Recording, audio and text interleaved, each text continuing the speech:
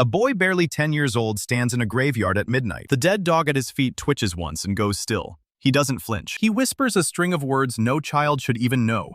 His hands blacken. The ground splits right beneath the dog's carcass. Bones rearrange themselves into a skeletal worm, jaw unhinged, sockets burning green.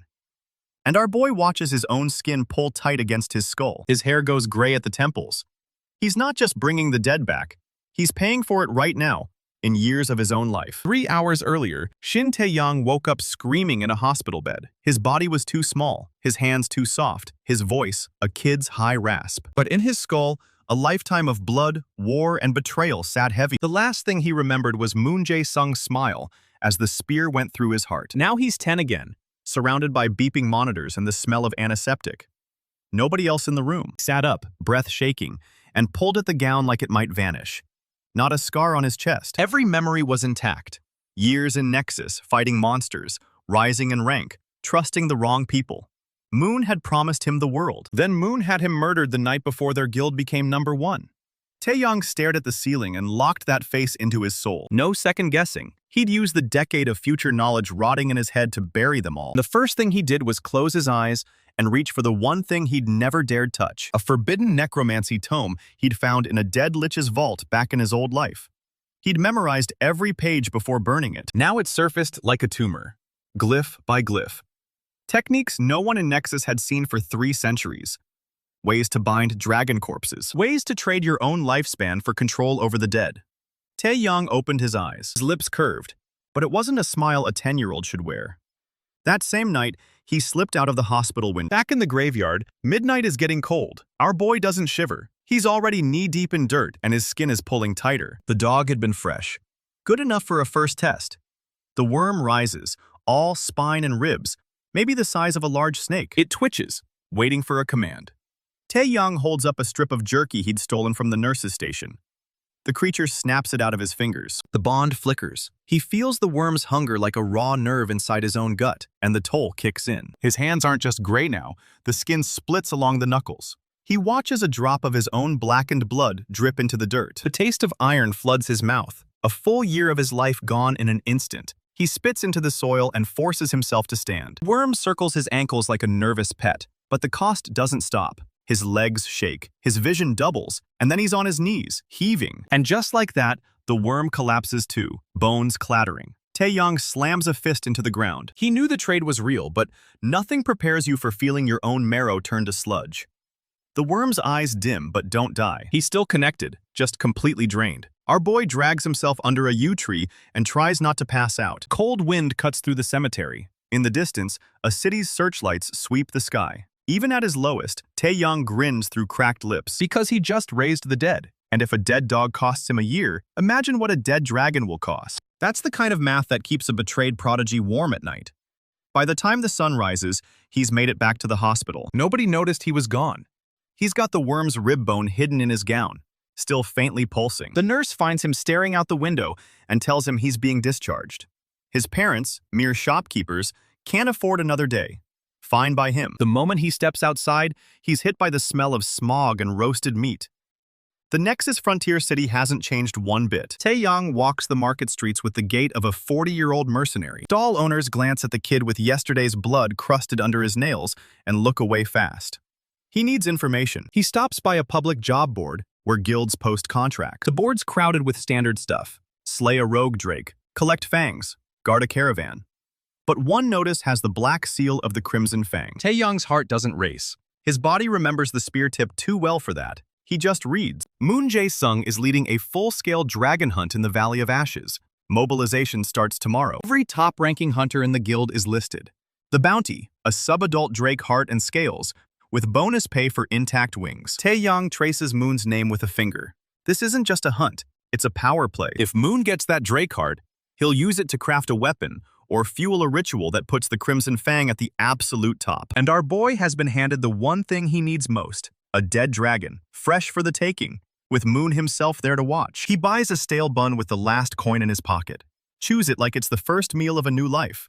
He's going to crash that hunt. Not with strength. He's got the body of a malnourished child and a skeletal worm that can barely snap a bone. He's going to crash it with timing, with the one dark art no guild patrols for, and with the element of absolute surprise. When that drake falls, he's going to reach inside its carcass and drag out something Moon Jae-sung has never seen. Our boy finishes his bun. The worm rib hums against his thigh, hungry again. He walks toward the east gate, toward the Valley of Ashes, and the first thing he does is find another dead animal to feed his growing pet. The east gate's guards don't even glance at a scrawny kid shuffling past. Tae-yang keeps his head down, and the worm rib pressed flat against his thigh. Outside the wall, the frontier sprawls into scrubland and ash-choked wind. The Valley of Ashes sits a half-day's walk northeast, where nothing green grows. Our boy doesn't have a horse or a cart or a single copper to his name. He walks. Worm stirs under his gown. Still hungry, still weak, but very much alive. Every few hundred paces, Tae-yang scans the roadside ditches for roadkill. He finds a dead crow with one wing twisted backward and maggots in the socket. He crouches, presses 2 fingers to the carcass, and pushes a thread of necromancy into it. The bones twitch, try to knit, and then the whole thing crumbles into gray powder. Not fresh enough. He wipes his fingers on his trousers and keeps moving. By mid-morning, the wind picks up and carries the first taste of sulfur. The Valley of Ashes gets its name honestly. Old volcanic vents still leak gas through cracks in the rock. Tae-yang spots wheel ruts in the dirt, deep and fresh, cutting toward a ridge. Crimson Fang supply carts, he guesses, already moving into position. He angles off the road and climbs a rocky outcrop for a better view. Below, the valley opens up like a wound in the earth. Black stone cliffs on 3 sides, a dry riverbed running through the center, and at the far end, a cave mouth the size of a temple gate. Scorch marks fan out from the entrance. Something very large has been breathing on those rocks. Our boy lies flat on his belly and watches. Crimson Fang banners snap in the hot wind. Black fabric with a red fang stitched through the center. 30 fighters, minimum, all in matching crimson gambesons. Support mages setting barrier stakes in a loose perimeter around the cave mouth. Archers taking positions on the ridge opposite his. And there, standing on a flat boulder with his arms crossed, is Moon Jae-sung. Tae-yang's fingers dig into the dirt. Moon looks exactly the same as he did in the old life. Tall, broad-shouldered, long black hair tied back with a leather cord. That same easy smirk, like the whole world is a game he's already won. Our boy forces himself to breathe slow and even. He's not here to fight Moon. He's here to rob him. He watches the guild's tactics unfold for the next hour. They're running a standard Drake flush maneuver. A skirmish line of swordsmen will push into the cave, provoke the creature, and draw it into the kill zone. Once the Drake clears the entrance, 2 teams of spearmen will pin its flanks while the archers target the wing joints. Moon himself carries a barbed lance with a dragon heart tip that glows faintly orange. That thing punches through scales, no question. Tae-yang stores every detail. The mages are the weak link. They're focused entirely on the barrier, not on detection spells. Nobody's watching for necromantic energy. Moon isn't scanning the ridges. He's too arrogant to think anyone would crash a Crimson Fang hunt. Our boy slips backward off the outcrop and circles wide around the valley rim. He needs to get behind the cave without crossing the barrier line. The terrain is brutal. Loose scree, razor-sharp volcanic rock, and vents that hiss steam without warning. His child's body isn't built for this, but his mercenary's mind knows exactly where to place each foot. The worm rib pulses against his hip like a second heartbeat. Halfway around the ridge, he finds what he's been looking for. A dead goat, half buried in ash, probably killed by a vent's gas yesterday. Still fresh, still warm under the hide. Tae-yang drops to his knees and places both hands on its rib cage. He doesn't have a year to spare, but he doesn't need one. He gives the creature 30 days. A month of his life flows out through his fingertips. The goat's bones crack and rearrange, pulling into a smaller, faster shape. A skeletal hound rises from the ash, eye sockets flaring green. Its jaw unhinges, testing the air. Tae-yang feels the hunger spike through the bond, sharp enough to make his stomach cramp. He pulls the worm rib from his gown and presses it to the hound's snout. The 2 undead recognize each other instantly. The hound crouches, waiting, while the worm uncoils from the rib fragment and slithers onto the ash. 2 minions now. They're not strong, but they're fast, and they're quiet. Our boy grins with teeth still too small for his face. Down in the valley, a horn sounds. The flush is starting. Tae-yang scrambles into position on the high ground, directly behind the cave entrance. He's maybe 200 paces from the action, hidden by a jumble of cooled lava formations. The worm coils around his ankle. The hound presses flat to the rock beside him. Below, the Crimson Fang swordsmen advance into the cave mouth with shields raised. For 30 seconds, nothing happens. Then the ground shakes. A roar tears through the valley that rattles Tae-yang's teeth. Drake erupts from the cave like a landslide with wings. It's subadult, just like the notice said. 15 feet from snout to tail tip. scales still gray rather than the deep red of a mature dragon. But it's fast and it's furious. Its tail whips sideways and takes out 3 swordsmen before they can even brace. Moon Jae-sung doesn't flinch. He shouts orders, calm and sharp, and the spearmen close ranks.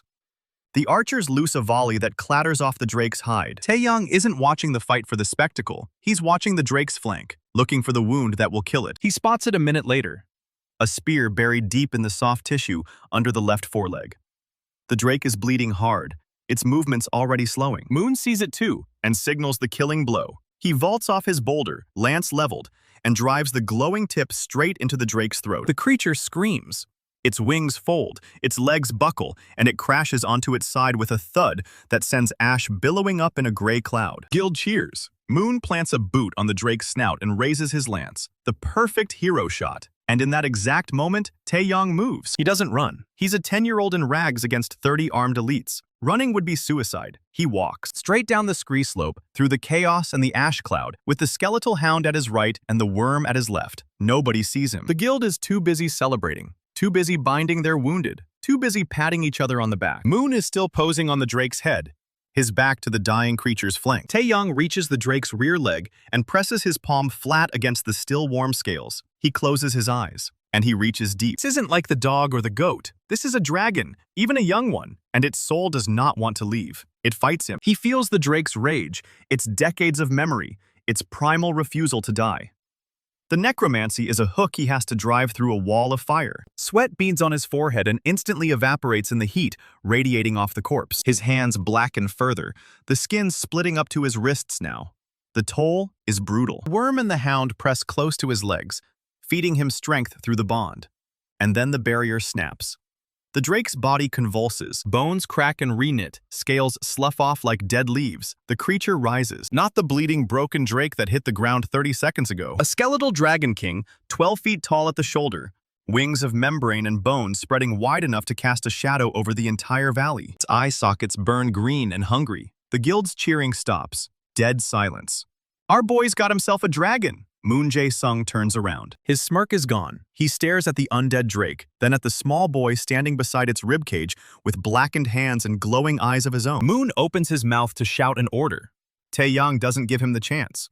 He points at the nearest mage. The Dragon King's tail whips sideways and pulverizes the barrier stakes in one swing. The mages scatter. The archers loose a panicked volley, but the arrows bounce off bone. Tae-yang grabs a spine ridge and hauls himself onto the dragon's back. His body is screaming. His legs are longer now. He's shot up 3 inches in 30 seconds, and his joints ache like an old man's. He doesn't care. He digs his heels into the dragon's ribs, and the creature launches skyward. The downdraft from its wings knocks 3 spearmen flat. Below, Moon Jae-sung is shouting himself hoarse, pointing at the sky, demanding his archers bring the beast down. Nobody can aim. Nobody can think. He just watched a child raise a dead dragon from 20 paces away. Tae-yang looks down at the shrinking valley and counts the cost. His hands are a mess of black veins and cracked skin. His reflection in a polished scale shows a face he doesn't quite recognize. Sharper jaw, darker eyes, maybe 14 or 15 years old now. 5 years of his life, gone in one ride. The wyrm and the hound are clutched in his arms like luggage, both trembling with the effort of staying bonded. And below him, the Crimson Fang Guild is staring at the sky, not with their weapons raised, with fear. Moon Jae-sung's face is the last thing Tae-yang sees before a cloud swallows them. The man isn't angry. He's calculating. He knows what he just saw, and he knows what it means. A necromancer has entered the game. Our boy banks the Dragon King north, toward the Badlands where no guild patrols. He needs shelter. He needs food for 3 undead now, and he needs to figure out how to bind this dragon before it drains him dry. The wind howls past his ears. His body is falling apart. He's never felt more alive. He doesn't see the posters until he lands. 3 days in the Badlands, and the Dragon King is already eating him alive. Not literally. The bond is a drain he can feel in his bones. A constant pull like someone's got a hook in his spine, and they're yanking it every time the creature moves. He needs shelter. He needs food for 3 undead. And he needs to figure out how to bind this dragon before it drains him dry, if the bounty hunters don't find him first. The wyrm is the weakest right now. Its ribs are showing through the bone, and its green eyes flicker like a dying bulb. The hound's holding up better, but it's restless, pacing circles around their camp and snapping at shadows. The Dragon King just stands there, 12 feet of bone and membrane, staring north like it knows something he doesn't. Tae-yang's hands are getting worse. The black veins have spread past his wrists now, crawling up his forearms like ink through water. His joints ache. His reflection in a puddle shows a face that's 15 going on 50, with hollow cheeks and eyes that burn too bright. He's got maybe 8 years of life left if he doesn't raise anything else. He doesn't plan on stopping. Our boy finds an old crypt on the 4th day. It's sunk into the side of a dead mountain, half buried in volcanic ash, with a door that's 3 slabs of obsidian stacked like a puzzle. No guild banners anywhere, no patrols. The Badlands are exactly what the name says. Nobody comes here. He pushes the slab open with the dragon's help, and the stench of old death rolls out. Inside, the crypt is a tomb carved into the mountain's gut. There's a central chamber big enough for the dragon to crouch in, stone pillars carved with runes that don't glow anymore, and an altar at the back that's seen better centuries. Whatever was buried here is long gone. The sarcophagus is shattered, the bones scattered. Looters, probably, or something worse. But the roof holds. The walls are thick, and there's a natural chimney in the ceiling that vents smoke, which means he can build a fire without suffocating. The Dragon King settles in the center of the chamber, folding its wings tight against its ribs. The hound curls up by the entrance. The worm drapes itself over a pillar like a bony scarf. Tae-yang sits against the altar, and finally stops moving. And then the shaking starts. It's not cold, it's the bond. The dragon's hunger hits him in waves, a gnawing emptiness in his stomach that isn't his, a thirst that water can't touch. Creature fed on the drake's soul when he raised it, but that's running out. It needs flesh now. Real meat, still warm, still bleeding. The hound whines. The worm's eyes dim another shade. Tae-yang digs through his pack. He's got half a strip of dried jerky left. That's it. He tosses it to the hound, who snaps it out of the air and swallows without chewing. The worm gets nothing. The dragon gets nothing. He has to bind it. Now, before the bond snaps and the dragon decides he looks like a snack. The soul contract isn't in the tome he memorized. It's in the stuff the tome hinted at, older magic, the kind the lich who wrote it was too scared to use. Tae-yang figured out the theory back in his first life, piecing together fragments from 3 different forbidden texts. He never tried it because he never had anything worth binding. He's got something now. The ritual is simple in concept and suicidal in execution. He has to carve his name into the dragon's skull with his own blackened blood, then speak the binding words while the creature is awake and aware and fully capable of biting his head off. If it works, the dragon becomes an extension of his will. Not a pet, not a slave, but a limb. He feels what it feels. It moves when he thinks. The drain stabilizes into something sustainable. If it fails, the dragon eats him and goes on a rampage through the Badlands until someone with a god-killer weapon puts it down.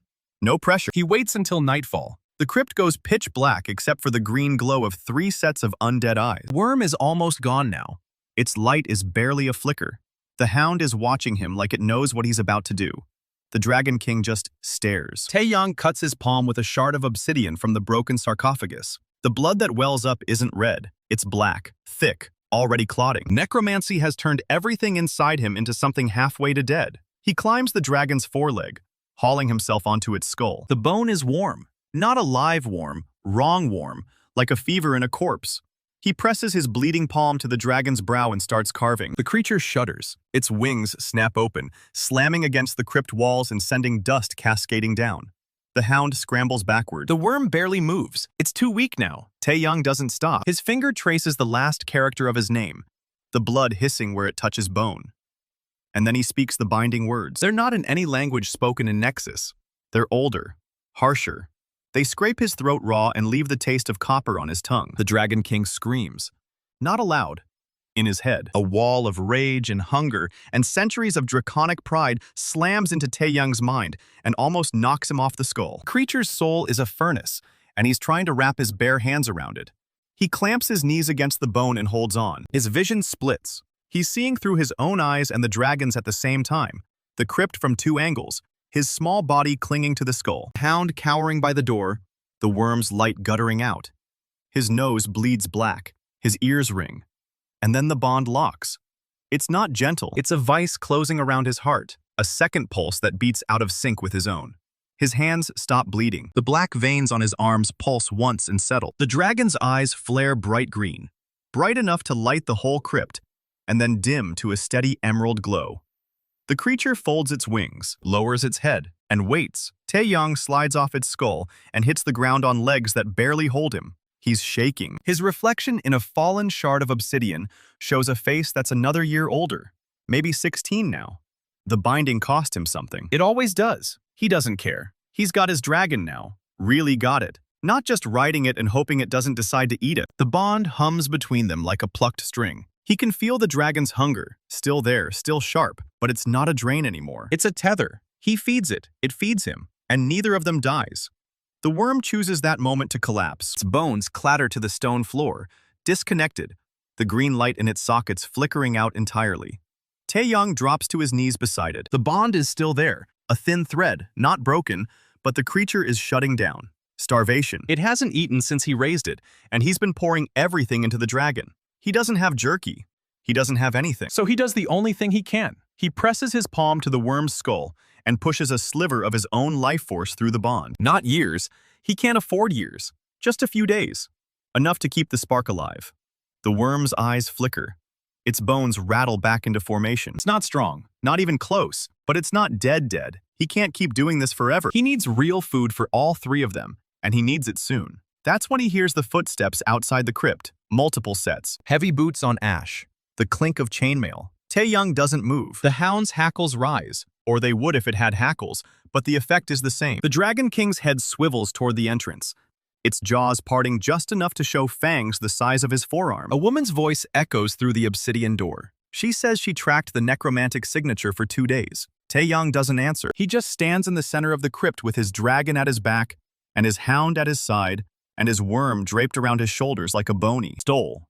The door grinds open. 3 figures step inside. The first is a woman in a gray cloak, hands raised and empty. She's young, maybe 20, with dark hair pulled back tight, and a satchel stuffed with vials and bandages and things that clink when she moves. She's a healer. You can tell from the serpent staff emblem stitched into her collar. Behind her are 2 men in mercenary gear. They're not Crimson Fang. Their tabards are plain brown, no guild markings. Cell swords. Muscle. They've got their hands on their sword hilts, but they're not drawing. Not yet.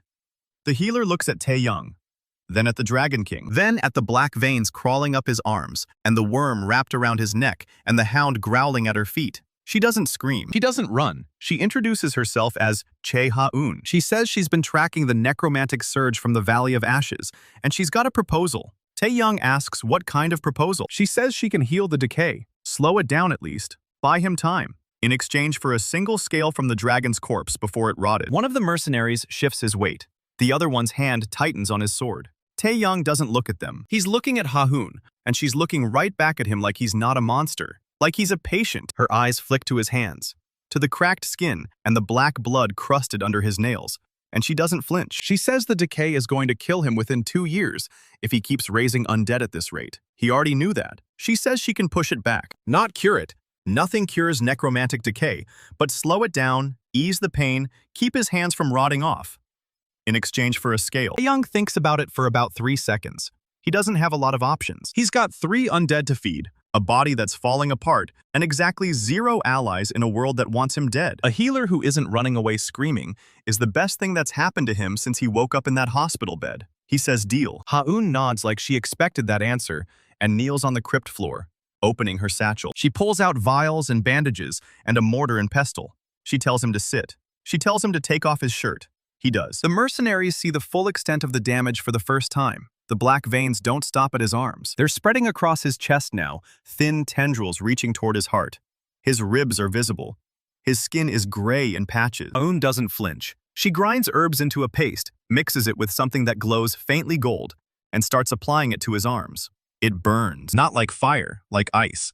So cold it circles back around to hot. The paste sinks into his cracked skin, and the black veins pulse and writhe under the surface. He grits his teeth and doesn't scream. She works fast. Her fingers are steady. She wraps his arms in clean bandages and tells him to leave them on for 3 days. The pain ebbs. Not gone, never gone, but duller. Manageable. His hands don't shake when he flexes them. He asks why she's really here. Nobody tracks a necromancer for 2 days just for a dragon scale. Ha-un hesitates. Then she says the scale is for her research. She's studying dragon biology. What makes their hearts so powerful? Why their remains corrupt the living? She thinks the answer might help cure more than just necromantic decay. Before Tae-yang can ask what that means, the Dragon King roars. Not a warning, not a threat display. A genuine, full-throated roar that shakes the crypt walls and sends the mercenaries stumbling backward. The Bond screams with hunger so sharp it doubles Tae-yang over. He sees what the dragon sees. There's something outside, something alive, something that smells like meat and fear and old blood. A scavenger. Human, probably. One of the Badlands' desperate survivors, drawn by the necromantic signature, or the dragon's landing, or just bad luck. The Dragon King doesn't wait for orders. It lunges through the crypt entrance, shattering the obsidian slab like it's glass. Tae-yang can't stop it. The bond is too new, the hunger too overwhelming. He feels the dragon's jaws close around something warm and screaming, feels the crunch of bone, feels the hot rush of blood down its throat. The hound bolts after it, desperate for scraps. The worm stirs on his shoulders, sensing the kill, but it's too weak to join. By the time Tae-yang stumbles outside, it's over. The Dragon King stands in the ash with blood dripping from its jaws. At its feet is what's left of the scavenger. Not much. The hound is already tearing into a leg. Tae-yang stares at the corpse. He didn't order this. He didn't want this. But the dragon needed to feed, and now it has. And the bond settles into something quieter. Sated. For now. He looks at Ha-hoon. She's standing in the doorway of the crypt, her face pale but her expression unreadable. The mercenaries have drawn their swords. They're staring at the dragon like they're about to be next. Tae-yang tells them to put the swords away. He says the dragon is under control now. He's not sure any of them believe him. He's not sure he believes himself. The dragon folds its wings and settles onto its haunches. And the hound stops eating long enough to look at him with blood-smeared jaws. And the worm's eyes finally burn steady green again. The hunger is gone. For the first time since he raised the drake, the bond doesn't hurt. Ha-hoon asks if that's going to happen every time it gets hungry. Tae-yang doesn't answer, because he doesn't know. Because the binding was supposed to give him control, and instead the dragon just killed a man without his say-so. He reaches through the bond and finds the dragon's mind waiting for him. Not hostile, not defiant, just full. Satisfied. Like a cat that brought its owner a dead bird and doesn't understand why the owner isn't grateful. He can work with that. He tells Ha-hoon he needs to learn how to feed them regularly, keep them from getting hungry enough to hunt on their own. She looks at the scavenger's remains, then at the dragon, then back at Tae-yang. She says she might know where to find something that can help. An old tomb, deeper in the Badlands, the Lich's tomb. Her research turned up references to it, a place where necromancers used to go to stabilize their bonds and slow the decay. She pulls a folded map from her satchel and hands it to him. Tae-yang takes it. The map is old, the ink faded, but the route is clear. The tomb is 3 days north, past a stretch of volcanic fissures and a dead forest that used to be a battlefield. Ha-hoon says she's done what she came to do. The healing is temporary, but it'll hold for a few weeks.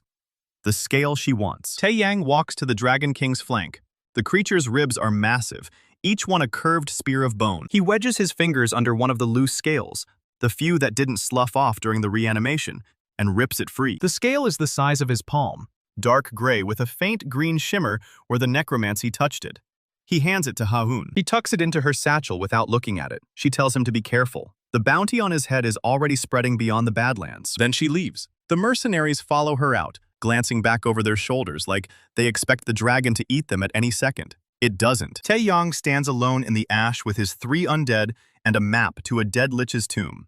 And the knowledge that Moon Jae-sung has already put a price on his head. He looks at the Dragon King. The Dragon King looks back. He says they're moving at dawn. The worm curls tighter around his neck. The hound licks blood off its teeth. The dragon unfurls its wings, and the green fire in its eyes burns steady and hungry, and his. Nexus wants a necromancer hunt. Nexus is about to get one. 3 days later, the map leads Tae-yang to a stretch of Badlands where the ash falls sideways and the ground groans under every step. He doesn't like it. The Dragon King doesn't like it either. Its head keeps swinging towards something Tae-yang can't see. The worm tightens around his neck like a bony scarf, which is its version of nervous. Hound stops walking and growls, a sound like grinding teeth. And that's when the ground opens up. Not a collapse, a fissure, smoking, glowing dull orange at the edges, cutting across the path like a wound that never healed. The map shows the tomb on the other side. Of course it does. Tae-yang backs up, takes a running start, and the Dragon King scoops him onto its back with one sweep of its skull before launching across the gap. The hound jumps after them, all 4 legs scrabbling against ash that isn't there. And it barely makes the ledge. Worm just clamps down and rides it out. They land on solid rock, sort of solid anyway, and the tomb is right there. It doesn't look like a tomb. It looks like a mouth. A black stone archway juts out of the mountainside, carved into teeth, into jawbones, into a tongue that curls down into stairs leading underground. The runes on the archway aren't glowing. They're bleeding. Tae-yang watches black liquid drip from the stone and sizzle when it hits the ash. The smell is old iron and something worse. Something that's been waiting a very long time. He tells the hound to stay. The hound does not stay. The hound presses its bony flank against his leg and growls at the darkness like it's personally offended by it. The Dragon King can't fit through the entrance unless it folds its wings so tight the membrane tears. Tae-yang thinks about it for 3 seconds. Then he tells it to wait outside and tear apart anything that tries to follow them. The bond hums with something that feels like agreement, or maybe just hunger, and the dragon settles onto its haunches with its eyes fixed on the horizon. Tae-yang steps into the Lich's tomb. The stairs go down for a long time. The air gets colder with every step, which is wrong, because the Badlands are all volcanic heat and vents that spit steam. 40 steps in, the walls stop being rock and start being bone. Real bone, stacked like bricks. Rib cages and femurs and skulls mortared together with something black and glistening. Wyrm's eyes flicker, green, then dim, then green again, and Tae-yang feels the necromancy in this place pressing against his skin like cold water. Rising. The hound's hackles go up, even though it doesn't have hackles anymore. That's impressive, honestly. 50 steps. 60. The stairs end at a chamber the size of the crypt he just left. And the first thing Tae-yang notices is the skeletons. 4 of them, standing in alcoves along the walls, each one holding a weapon. Sword, axe, spear, a bow with no string. They aren't moving, but they're definitely not dead. The necromancy in the air is thick enough to taste now. Copper and rot and something sweet underneath, like honey left too long in a jar. The hound snarls. One of the skeletons turns its head. Tae-yang doesn't wait for it to decide he's a threat. He sends the hound at the sword wielder and the wyrm at the archer before it can figure out how to string that bow with magic. The hound takes the skeleton's femur in its jaws and crunches down, and the bone splinters like dry wood. The wyrm wraps around the archer's spine and squeezes, and vertebrae pop one by one until the thing collapses into a pile of loose parts. 2 down. The axe wielder swings at his head. Tae-yang ducks, feels the blade pass close enough to shave the air above his ear, and he presses his palm against the thing's ribcage. He pushes necromancy into it, not to raise it, it's already raised, but to override whatever orders it's been following for however many centuries this tomb has been sealed. Skeleton freezes. Its eye sockets flicker green, then stay green. Tae-yang tells it to deal with the spearman. It deals with the spearman. The fight lasts maybe 20 seconds, and when it's over, Tae-yang has a new skeleton standing at attention and 3 piles of bones scattered across the floor like someone dropped a jigsaw puzzle. He tells the new skeleton to walk in front. It walks. They move deeper into the tomb, through a corridor lined with more bone brick and more runes that bleed black when he looks at them too long. The floor changes from stone to something that looks like metal but isn't. Pressure plates. Tae-yang spots them because the skeleton in front of him steps on one, and the walls fire a volley of bone shards that embed themselves in the opposite wall and also in the skeleton's skull. The skeleton keeps walking. It doesn't need its skull. Tae-yang maps the plates by watching where his new servant steps and which sections of wall respond. And by the time he reaches the end of the corridor, he's memorized a pattern that should kill anyone who doesn't have a disposable skeleton to test it with. The corridor opens into a second chamber. This one is bigger, a lot bigger. The ceiling vanishes into darkness, and the walls are covered in carvings, battles, sacrifices, dragons with their hearts torn out, necromancers with their hands raised and their faces screaming. At the center of the chamber, floating 3 feet off the ground, is the Guardian. It's not a skeleton, it's a ghost, or something close enough to a ghost that the difference doesn't matter. A figure made of gray light and old hatred, wearing robes that billow in wind that isn't there.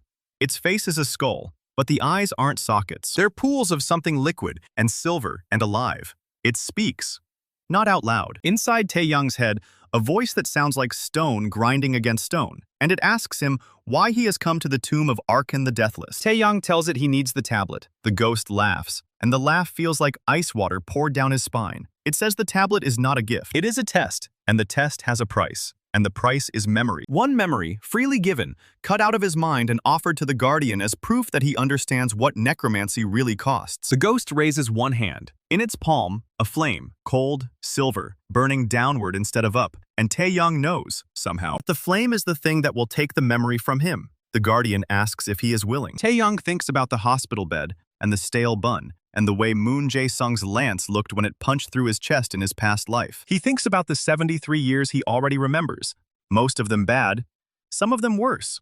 He says yes. The ghost asks which memory he offers. A dozen faces flash through his mind. His father's funeral, the one where he stood in the rain and didn't cry because he was too angry to cry. The first time he killed a man, a bandit in the Badlands with a scar across his throat and a knife in his boot. The night he found the Necromancy tome in the dead lich's vault, the pages glowing faintly green in the dark. The weight of the knowledge settling into his bones like a promise. His first kill. That's the one. It hurts to lose, not because he's proud of it, but because it shaped him, taught him what he was capable of, what he was willing to do to survive. But it's also the least useful memory he has right now. And he needs the tablet more than he needs to remember what it felt like, to watch the light leave the bandit's eyes. The Guardian reaches into his head. Tae-yang feels it, feels the cold silver flame wrap around a piece of his mind and pull. And for one terrible second, he is back in the Badlands with the bandit's blood on his hands, the knife still in his grip, the body still warm. And then he isn't. The memory is gone. The place where it used to be feels hollow, like a tooth pulled out, like a room in his head where the door has been locked and the key thrown away. Guardian holds the memory in its palm, a small sphere of light that flickers with images. The bandit's face, the knife, the blood, the dark. It crushes the sphere. The light scatters. The ghost nods, once, and then it moves aside, and behind it is the tablet. It's sitting on a pedestal of fused finger bones, a slab of obsidian about the size of Tae-yang's forearm. The surface is covered in runes, but these runes aren't bleeding. They're glowing. Green, steady, the exact same shade as the wyrm's eyes, the Dragon King's eyes, the hound's eyes. Tae-yang steps forward and takes it. The tablet is cold. Colder than the crypt. Colder than the Badlands at midnight. Cold enough that his blackened fingers go numb the second he touches it. The runes pulse once, and then the tablet sinks into his palm. Not metaphorically. It dissolves, the obsidian turning to liquid, and then to vapor, and then to something that isn't matter at all. And it flows into his black veins like ink into water. The sensation is not pain. It's worse than pain.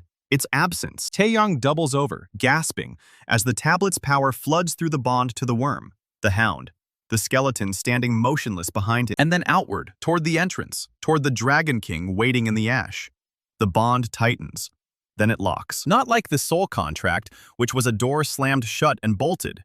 This is different. This is a door that was never there before. A connection that bypasses the hunger and the fury and goes straight to something deeper. Tae-yang straightens up, and his eyes are glowing. Green, just like the wyrm's, just like the Dragon King's, and the hound stares at him. And the wyrm unwinds from his neck just enough to look at his face, and the skeleton in the corner drops its axe. He doesn't feel the hunger anymore. He doesn't feel the cold. He doesn't feel much of anything. The Guardian watches him, and its voice scrapes through his skull one more time. It tells him the tablet will stabilize his bonds and slow the decay. But the cost is not finished. The memory was the price of entry. The price of use is the slow hollowing of everything that made him human. Every time he calls on the tablet's power, he will lose a little more. Not just memories, emotions, attachments. The things that make life worth living. The ghost says this is the choice every true necromancer makes, and then it fades. The gray light thinning into smoke, and then into nothing. And Tae-yang is alone in the chamber with his undead, and the tablet's cold weight in his veins. He looks at his hands. The cracks are still there, the black veins still crawling up his forearms, but the pain is gone. Completely. Not dulled, not pushed back. Gone. He flexes his fingers, and they move without shaking, and the hound whines. And the wyrm presses its skull against his cheek, like it's checking whether he's still in there. He is. Mostly. He thinks about Moon Jae-sung, about the betrayal, about the hunt in the Valley of Ashes, and the anger is still there, but it's quieter now. Like someone turned down the volume on the only song that ever mattered. He tells himself that's fine. He tells himself he doesn't need the anger. He just needs the Dragon King and the wyrm and the hound and the tablet. And he needs Moon Jae-sung dead, and everything else is noise. The hound stares at him. He stares back. He says they're leaving now. The skeleton leads the way out, stepping on the pressure plates it already triggered. And Tae-yang follows it through the corridor and up the stairs and out into the ash. The Dragon King is waiting exactly where he left it. It turns its skull toward him, and its eye sockets flare, and the bond hums with something that feels almost like recognition, like it knows what he just became, or what he's becoming. He climbs onto its back. The wyrm curls around his neck. The hound jumps up beside him. The skeleton stands at the entrance to the tomb, waiting for orders he doesn't give. It served its purpose. He tells it to guard the tomb until it crumbles. It kneels. The Dragon King spreads its wings, and the membrane catches the gray light of the Badlands sky, and they rise. The map is still in his satchel, even though he doesn't need it anymore. The tablet's knowledge is in his head now, whispering directions, showing him a path north toward food and shelter and the next step. Ha-hoon wanted him to find a cure for the decay, The tablet isn't a cure, it's a weapon. And Tae-yang is starting to think that weapons are the only things that matter in Nexus. He reaches through the bond and finds the Dragon King's mind waiting for him. Not hostile, not hungry, alert. He sends it an image, the Crimson Fang supply depot, the one on the northern route, the one Moon Jae-sung uses to equip his patrols. The Dragon King banks left, toward the supply depot, toward food and fire, and the first real strike of the war Tae-yang just decided to wage. The Dragon King doesn't need to be told twice. It banks hard left, wings cutting through the ash-choked sky, and the hound's claws scrape against bone as it shifts its weight. Tae-yang doesn't look down. He doesn't need to. Tablet's knowledge is in his head now, a cold whisper that shows him the supply depot like he's standing right in front of it. 12 tents, 2 watchtowers, a wooden palisade, and enough weapons to arm 3 patrols. Moon Jae-sung's northern supply line runs right through it. Not for much longer. The wyrm tightens around his neck, its skull pressing against his jaw, and through the bond he feels something new. Not hunger, anticipation. The Dragon King feels it too. Its eye sockets flare brighter, and the membrane between its ribs catches the wind, and the ash below them blurs into a gray smear. 30 minutes later, the depot comes into view. It's exactly what the tablet showed him. A square compound cut into the Badlands, torches burning at each corner. 2 guards in the western tower playing cards by a brazier. The eastern tower is empty. Big mistake. Tae-yang reaches through the bond and sends the Dragon King an image. The palisade, the weapons tent, the watchtower. Burn the first, crush the second, collapse the third. The Dragon King folds its wings and drops. The hound's eye sockets flare. The wyrm unwinds from his neck, coiling around his arm instead, and its ribs rattle like a warning.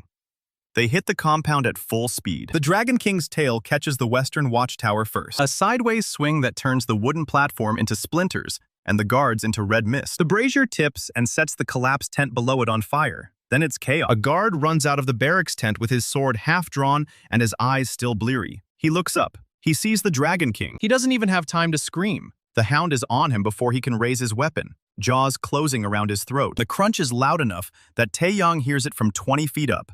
He slides off the Dragon King's back. His feet hit the packed dirt of the compound, and the impact doesn't hurt.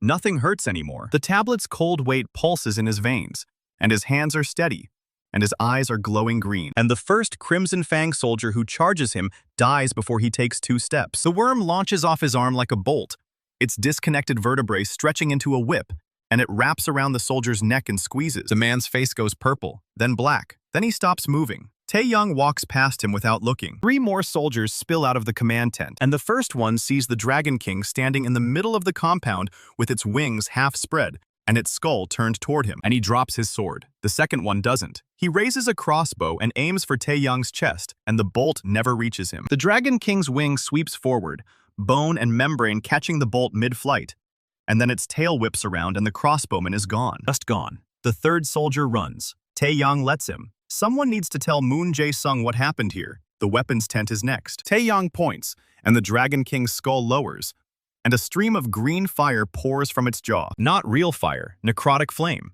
The kind that doesn't burn wood but eats through steel like acid. The tent collapses in seconds, swords and shields and crossbow bolts melting into slag, and the heatless fire spreads to the supply crates beside it. Palisade catches last. By then, the compound is already dead. Tae-yang stands in the center of the burning depot and feels nothing. Not satisfaction, not triumph, not even the cold anger that drove him here. Just the tablet humming in his veins and the bond pulsing with 3 hungry heartbeats.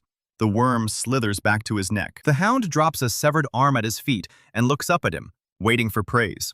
He doesn't give it. He just climbs back onto the Dragon King's spine and sends it an image of open sky. They rise. Behind them, the depot burns green. The Iron Will mercenary band is camped 3 miles north of the supply line. They've been shadowing the Crimson Fang's northern patrols for 2 weeks, picking off stragglers and burning supply wagons. And they've lost 6 men doing it. Baek Sung-ho is running out of time, and he knows it. He's standing over a map table in the command tent when the scout bursts through the flap, pale and shaking, and says there's something he needs to see. Baek follows him to the ridge. He looks east. He sees the green fire. His second in command, a woman with a scar running from her temple to her jaw, already has her bow in hand. Song Mi-kyung doesn't ask questions. He just watches the flames and waits for orders. Baek tells her to hold position. Then he tells the scout to bring horses. Whatever just hit that depot isn't a rival guild, and it isn't a patrol, and it isn't anything he's seen in 20 years of fighting in Nexus. He wants to see it up close. They reach the compound by nightfall. The green fire is still burning. It doesn't give off heat, doesn't crackle, doesn't behave like any flame Beck has ever seen. It just eats. The palisade is gone. The weapons tent is a crater of melted steel, and the bodies are scattered across the dirt, like someone dropped them from a great height. The scout asks what could do this. Beck doesn't answer, but he knows. Everyone in Nexus has heard the rumors by now. A boy on a bone dragon, a necromancer who raised a drake from the Valley of Ashes, who stole the kill right out from under Moon Jae-sung's nose. The Crimson Fang has been screaming about it for days. Baek figured it was half a lie. Now he's standing in the wreckage of a supply depot, counting the dead, and the rumors don't sound like lies anymore. They sound like an opportunity. He tells Song Mi-kyung to send up a signal flare. Not the red one, not the distress call, the white one. The parlay flare. She looks at him like he's lost his mind. He tells her to do it anyway. The flare goes up, a white spark against the black sky. Beck stands in the middle of the burning compound with his hands visible and his sword still sheathed. He waits. 10 minutes later, the dragon comes back. It doesn't land. It hovers 50 feet above the compound, wings beating slow and steady, and its green eyes are the brightest things in the sky. Beck can see the boy on its back. Small, thin, dressed in rags, with black veins crawling up his arms, and eyes that glow the same green as the dragon's. He looks maybe 16. He looks like he's been dying for years. He looks like the most dangerous thing Beck has ever seen. Beck shouts his name. Beck Sung-ho, leader of the Iron Will. No guild affiliation, no quarrel with the boy unless the boy wants one. He says he's here to talk. The dragon lands. The ground shakes. The hound jumps down first, then the boy, and the worm coils around his neck like a second spine, and his feet touch the ash without a sound. He tells Beck to talk. Beck talks fast. He says he's been fighting the Crimson Fang for 3 years, ever since Moon Jae-sung killed his brother during a dragon hunt in the eastern reaches. He says he's lost 40 men to that vendetta, that he's burned a dozen supply lines, that he's never gotten close enough to hurt Moon himself. He says he saw the compound. He says he knows what Tae-yang is. He says he wants to help. Tae-yang listens without blinking. His face doesn't move, his hands don't shake, and the green glow in his eyes doesn't flicker once. Inside, somewhere deep under the tablet's cold weight, the anger stirs. Moon killed Beck's brother too. The pattern is there, the shape of it, the same betrayal on a different face. But the anger can't reach the surface. It just sits in his chest like a stone. He asks what Beck wants. Beck says he wants Moon dead, same as the boy, and he's willing to trade intelligence for firepower. He knows the Crimson Fang's patrol routes, their supply schedules, their safe houses. He knows where Moon keeps his personal stores, where his lieutenants sleep, where his next hunt is headed. What he doesn't have is a dragon. Tae-yang has a dragon. The logic is simple enough. Tae-yang tells him to keep talking. Beck pulls a map from his coat, spreads it on the dirt, and points to a location 30 miles north. A caravan, he says, carrying weapons and rations for Moon's eastern garrison. It leaves in 2 days. If Tae-yang hits it, Beck's mercenaries will handle the survivors. No witnesses, no survivors, no word reaching Moon until the garrison starves. Tae-yang looks at the map. The tablet's knowledge is already feeding him the terrain, the distance, the optimal flight path. He could hit the caravan alone. He could burn it from the sky and be gone before the ashes settled. But Beck's offer isn't about the caravan. It's about the alliance. And Tae-yang is starting to understand something the tablet's cold logic made clear hours ago. 3 undead and a dying boy aren't enough to destroy a guild. He needs bodies. He needs eyes. He needs people who can walk into places the Dragon King can't fit. He tells Beck they have a deal. Song Mi-kyung doesn't lower her bow. She's been standing 10 paces behind Beck this whole time. Arrow nocked, aim steady on the boy's chest. Now the deal is struck. Now Beck is shaking the necromancer's blackened hand. And she still hasn't put the arrow away. She asks Beck if he's lost his mind. She says this boy is half dead and riding a monster, that his eyes aren't human, that whatever the tablet did to him is eating him from the inside out. She says allying with a necromancer is what Moon Jae-sung would do. Beck tells her to stand down. She doesn't. Tae-yang looks at us. His green eyes meet hers, and the worm turns its skull toward her, and the hound's eye sockets flare. She doesn't flinch. He asks if she has something to say. She says she has plenty to say, but she'll save it for when the boy proves he isn't just another monster wearing a human face.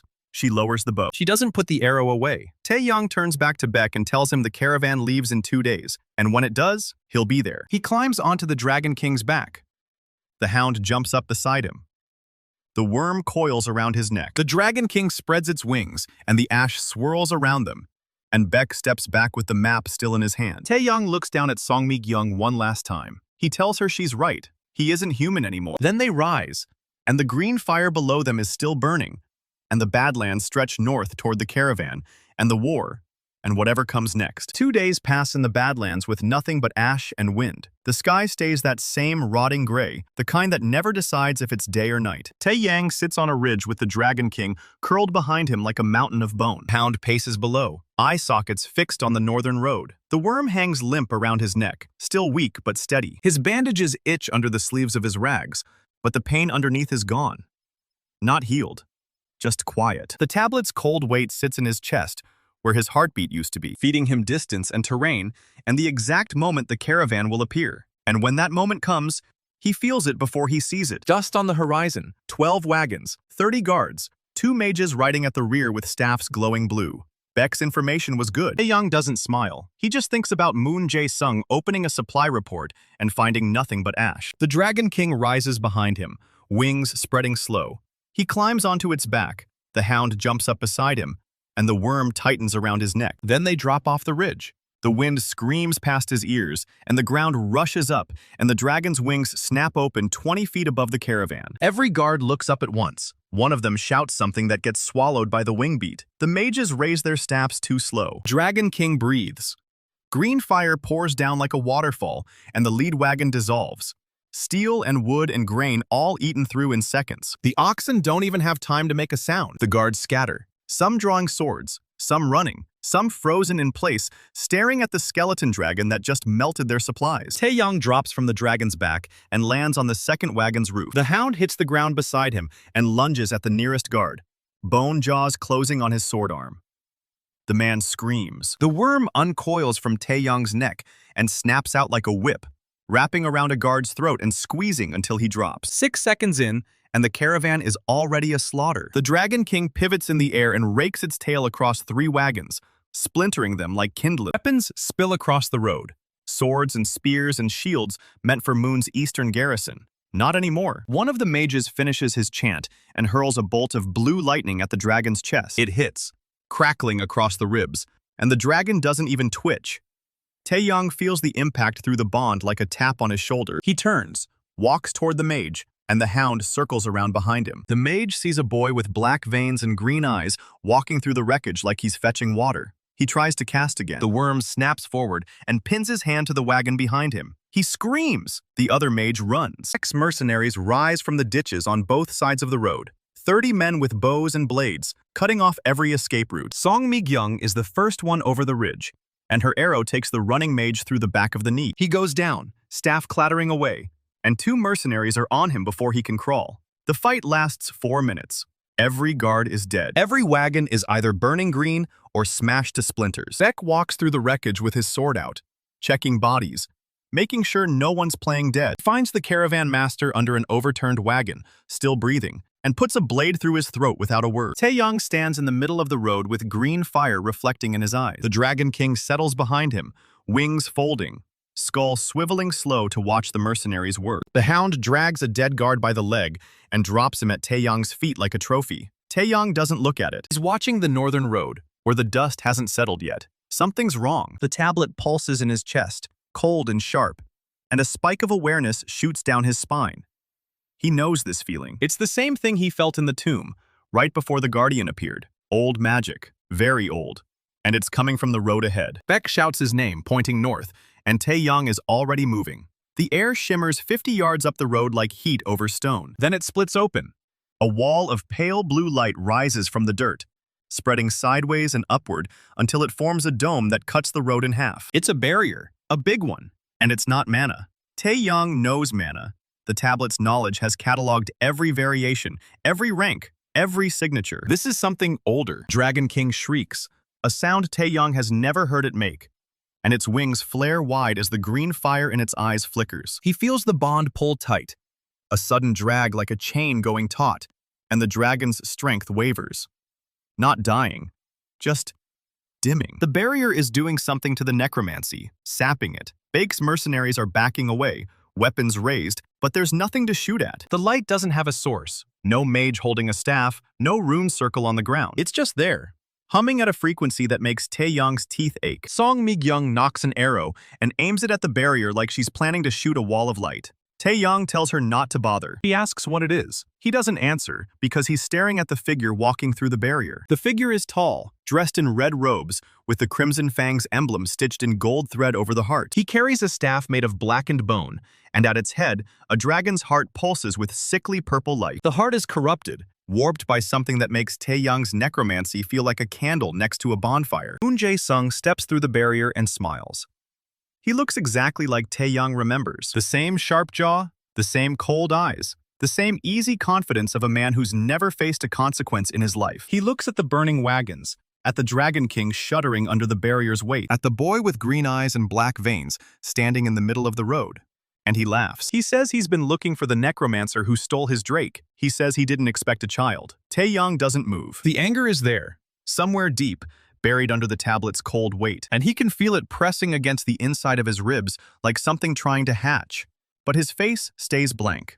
His hands stay still. The worm coils tighter around his arm, sensing the threat, and the hound growls low in its chest. Moon raises the staff, and the corrupted dragon heart pulses once. A wave of purple light blasts outward, and Tae-yang throws himself sideways as it rips through the space where he was standing. The ground where he stood is gone. Just a crater, 3 feet deep, edges smoking with purple residue that eats into the dirt. The Dragon King lunges, jaws open, necrotic fire building in its throat. Moon swings the staff again, and the barrier pulses, and the dragon's fire gutters out before it reaches him. Dragon stumbles, wings beating hard to keep upright, and Tae-yang feels the bond strain like a rope about to snap. He reaches for the tablet, for the cold weight in his chest, and pushes through the bond into the dragon's mind. It's chaos in there. Hunger and fury and something like fear. The ancient dragon's instincts screaming at the wrongness of the barrier. Tae-yang wraps his will around the bond and pulls. The Dragon King stops fighting. It turns, wings beating hard, and Tae-yang sprints toward it with the hound at his heels. Moon hurls another blast, and this one clips the dragon's wing, shearing through membrane and bone. The dragon shrieks, dropping several feet before catching itself, and Tae-yang hauls himself onto its back. A spear comes out of nowhere. It takes him in the shoulder, punching through muscle and scraping bone, and he feels the cold shock of it before the pain registers. Baek is shouting. His mercenaries are firing arrows at Moon, and Song Mi-kyung puts 3 shafts into the barrier that dissolve on contact. Moon isn't even looking at them. He's watching Tae-yang bleeding on the dragon's back, and his smile hasn't moved. He says they'll meet again soon. He says the primordial dragon will be his, and no dead boy with stolen bones is going to stop him. The barrier shimmers, and Moon steps back into it, vanishing into the pale light like he was never there. The barrier collapses a second later, folding in on itself and leaving nothing but empty road. Tae-yang is bleeding through the spear wound. The Dragon King is listing to one side with a hole in its wing, and half the mercenaries are staring at the crater Moon's blast left behind. Baek runs to the dragon's side and asks if Tae-yang can still fly. Tae-yang looks at the spear jutting from his shoulder, at the green fire still flickering unsteadily in the dragon's eyes, at the worm coiled around his bleeding arm. He tells Baek to grab whatever survived the wagons and move. Moon wasn't supposed to be here. The intel said the caravan was unguarded by anything stronger than 2 B-rank mages. Moon showing up personally means something changed. It means he's moving faster than they planned for. Dragon King lifts off with a lurch, wing beat uneven, and Tae-yang hangs on with one good arm while the hound crouches low against his back. They fly north, low and slow, and the Badlands stretch out beneath them in every direction. Half a mile out, the dragon's flight steadies, and the green fire in its eyes brightens back to full strength. Whatever the barrier did, it wasn't permanent. The bond settles, still taut but no longer fraying, and Tae-yang lets out a breath he didn't know he was holding. His shoulder is bleeding steadily now, dark blood soaking through his rags and dripping onto the dragon's vertebrae. The worm nudges the spear shaft, and a spike of pain shoots down his arm. He tells it to stop. It stops. Behind them, Baek's mercenaries are stripping the last usable supplies from the wreckage and fading into the Badlands. Song Mi-kyung stands on the road, bow still in hand, watching the dragon disappear into the gray sky. She doesn't move until Baek calls her name twice. Then she turns and walks into the ash, and her arrow is still notched. Tae-yang flies for an hour before the dragon's wing starts failing again. The whole Moon's blast punched through the membrane is tearing wider with every beat, and the dragon is losing lift. He guides it down toward a cluster of rock formations, jagged spires of black stone that look like teeth jutting from the earth. They land hard, the dragon's legs buckling on impact, and the hound jumps clear before it hits. Tae-yang slides off, lands on his feet, and immediately drops to one knee as the spear wound pulls. He grips the shaft, takes 2 breaths, and yanks it out. The blood that follows is darker than it should be, almost black, and the flesh around the wound is already cold. Not infected, just dead. The necromancy is spreading. He tears a strip from his rags, wraps the wound tight, and ties it off with his teeth. Then he leans against the Dragon King's ribcage and closes his eyes for exactly 30 seconds. When he opens them, the hound is dragging something toward him. It's a man in crimson Fang robes, barely conscious, one arm bent at a wrong angle and a gash across his forehead. Not one of the caravan guards. This one was hiding in the rocks. Beck's mercenaries must have flushed him out during the chaos, and the hound tracked him. Tae-yang pushes himself up and walks over. The mage, because that's what he is, a mage with a broken staff clutched in his good hand, looks up at the boy with green eyes and starts talking before Tae-yang asks a single question. He says Moon is going to summon it. He says the primordial dragon, the first one, the one that made the Badlands. He says Moon found the heart 3 months ago in the eastern reaches, and it's been corrupting ever since, growing, feeding on the mana of every mage Moon sacrifices to it. He says the ritual site is already prepared. He says 2 weeks, maybe less, and the dragon rises. Then he starts crying. Tae-yang stands over him, bleeding through his bandage, black veins pulsing under his skin, and feels nothing. The tablet's cold weight doesn't waver. The anger doesn't surface. He just stores the information like another line on a map and asks where the ritual site is. The mage tells him. Then the hound opens its jaws. Che-ha-un is already waiting at the crypt when the Dragon King touches down. He doesn't flinch at the bone dragon or the hound with blood still wet on its jaws. She just walks straight to Tae-yang and cuts the bandage off his shoulder with a small silver knife. The wound underneath is wrong. The flesh around the puncture hasn't closed. It's gray at the edges and cold to the touch, and the veins spreading from it are black as ink. Ha-hun presses 2 fingers to the wound, and her face goes still. She says the necrosis is accelerating. She says the spear that hit him wasn't just steel. Moon laced it with something.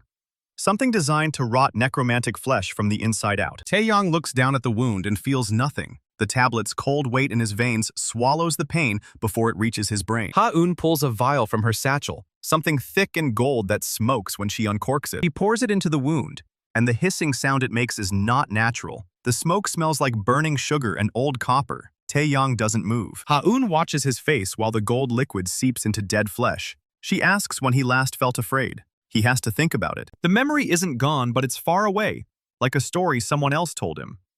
Ha-un sees the answer in his silence and her jaw tightens. She tells him the tablet is taking more than memories now. She tells him it's hollowing out the parts of him that feel anything at all. Tae-yang asks if that matters.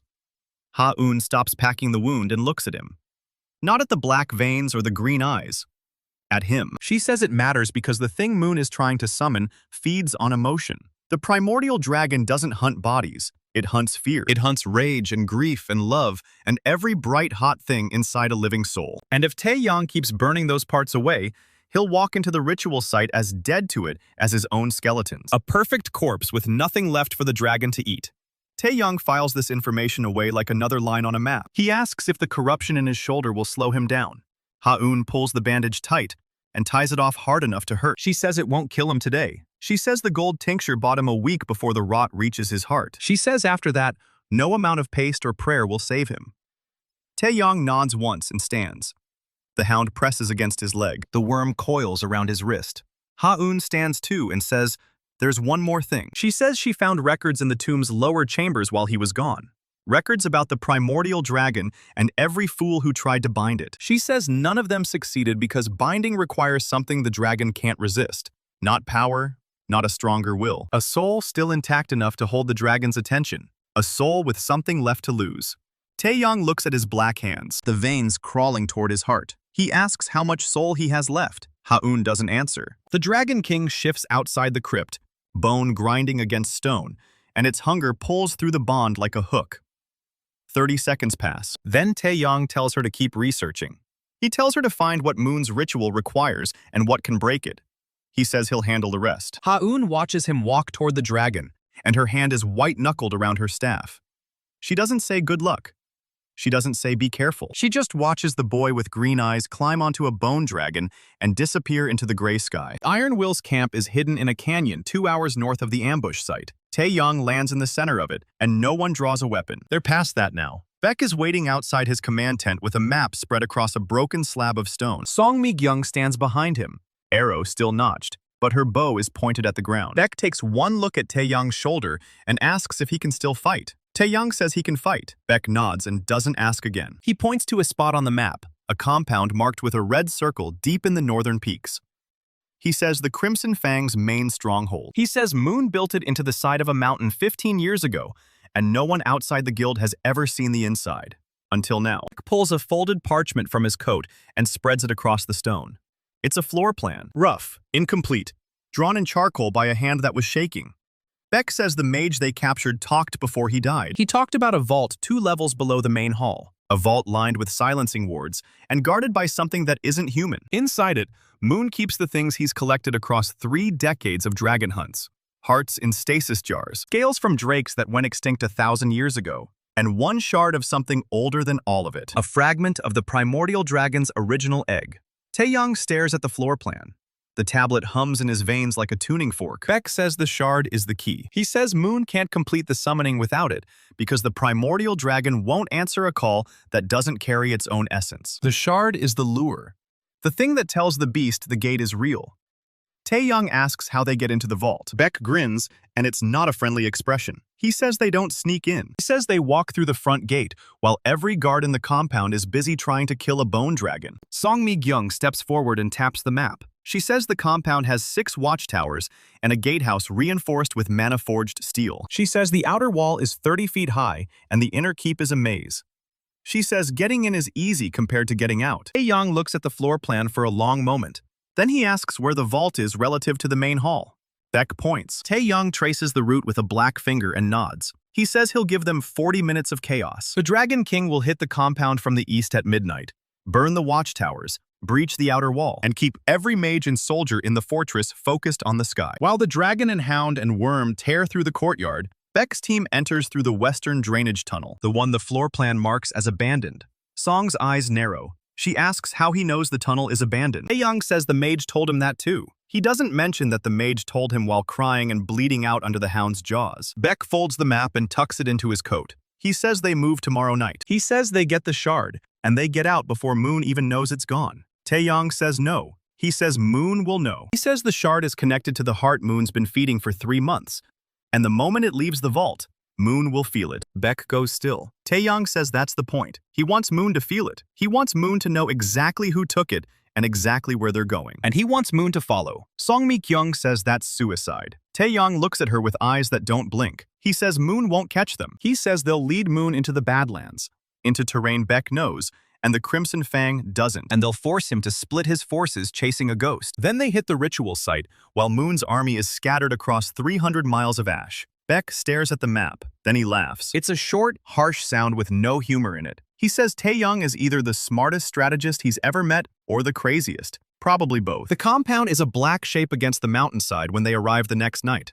Silent. Lit by mage lights that cast long blue shadows across the outer wall. Tae-yang stands on a ridge half a mile out with the Dragon King crouched behind him.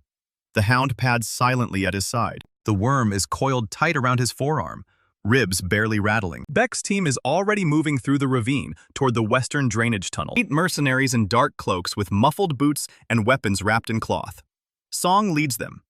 Tae-yang watches the compound for 1 more minute. He finds the watchtower guards, counts them, marks their patrol routes. Then he presses his palm to the Dragon King's skull and pushes. Not life force this time, something else.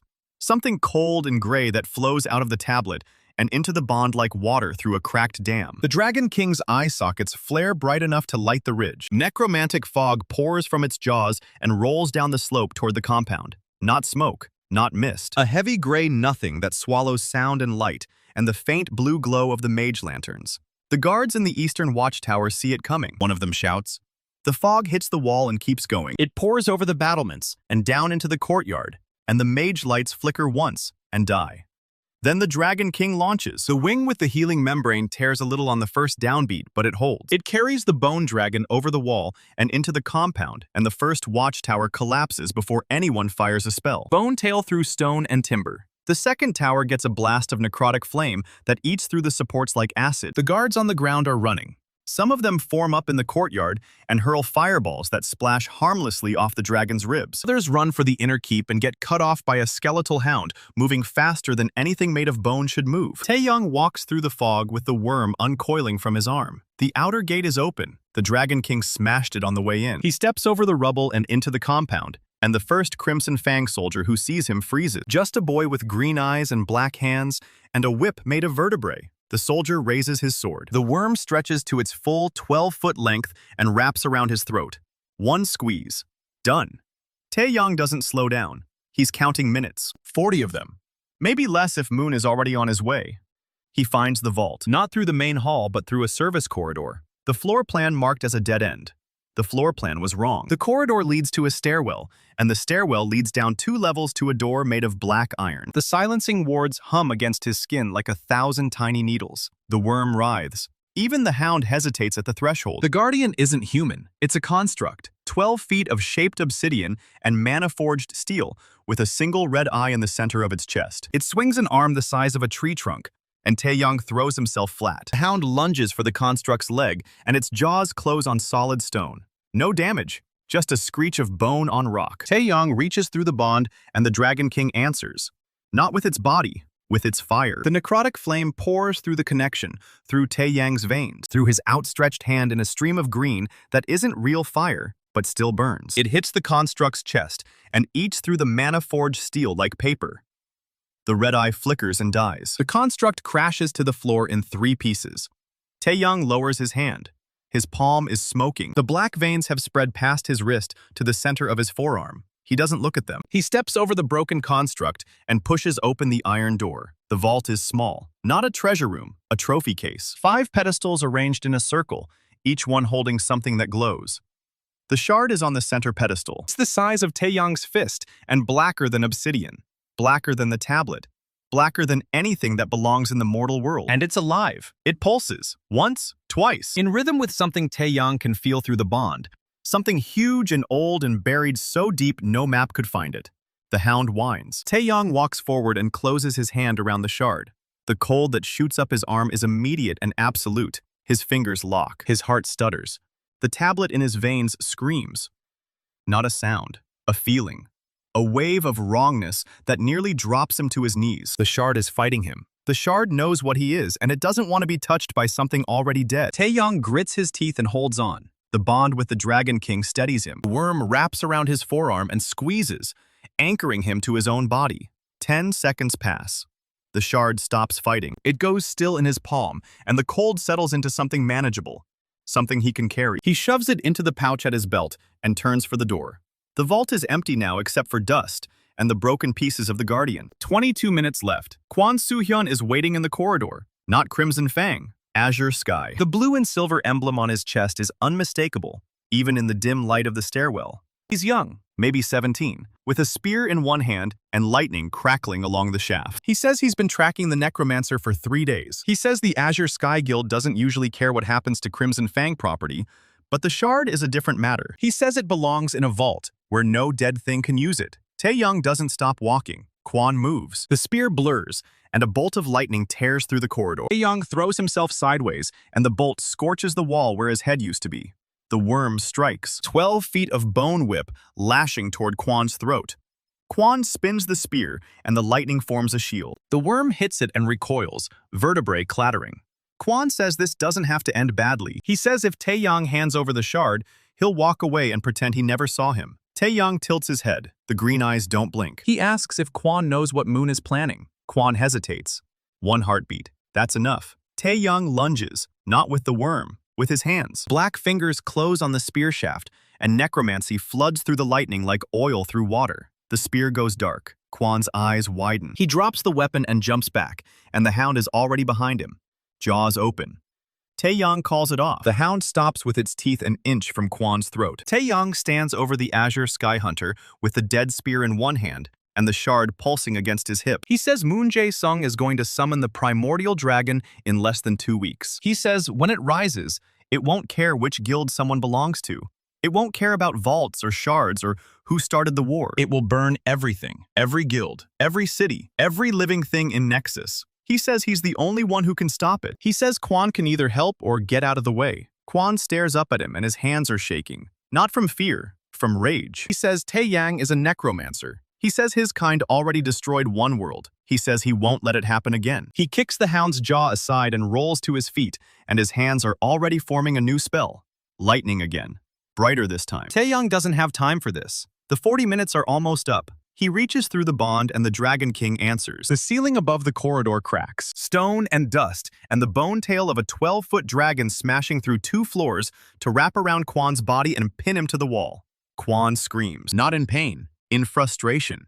Tae-yang walks past him toward the stairwell. He says Kwon can keep his revenge. He says he'll welcome it if Kwon survives what's coming. Then he's gone. Up the stairs and through the ruined corridor, and into the courtyard where the Dragon King is waiting with fire still burning in its throat. 37 minutes. Time to go. The dragon lifts off with a wing beat that shatters the last watchtower. The hound scrambles onto its back. The wyrm coils around Tae-yang's arm. Behind them, Kwon Soo-hyun crawls out of the rubble and watches the bone dragon disappear into the night. His hands are still shaking. His spear is dead, but his eyes don't leave the sky, and he doesn't stop whispering the necromancer's name. Tae-yang flies north with the shard cold against his hip and black veins crawling toward his heart.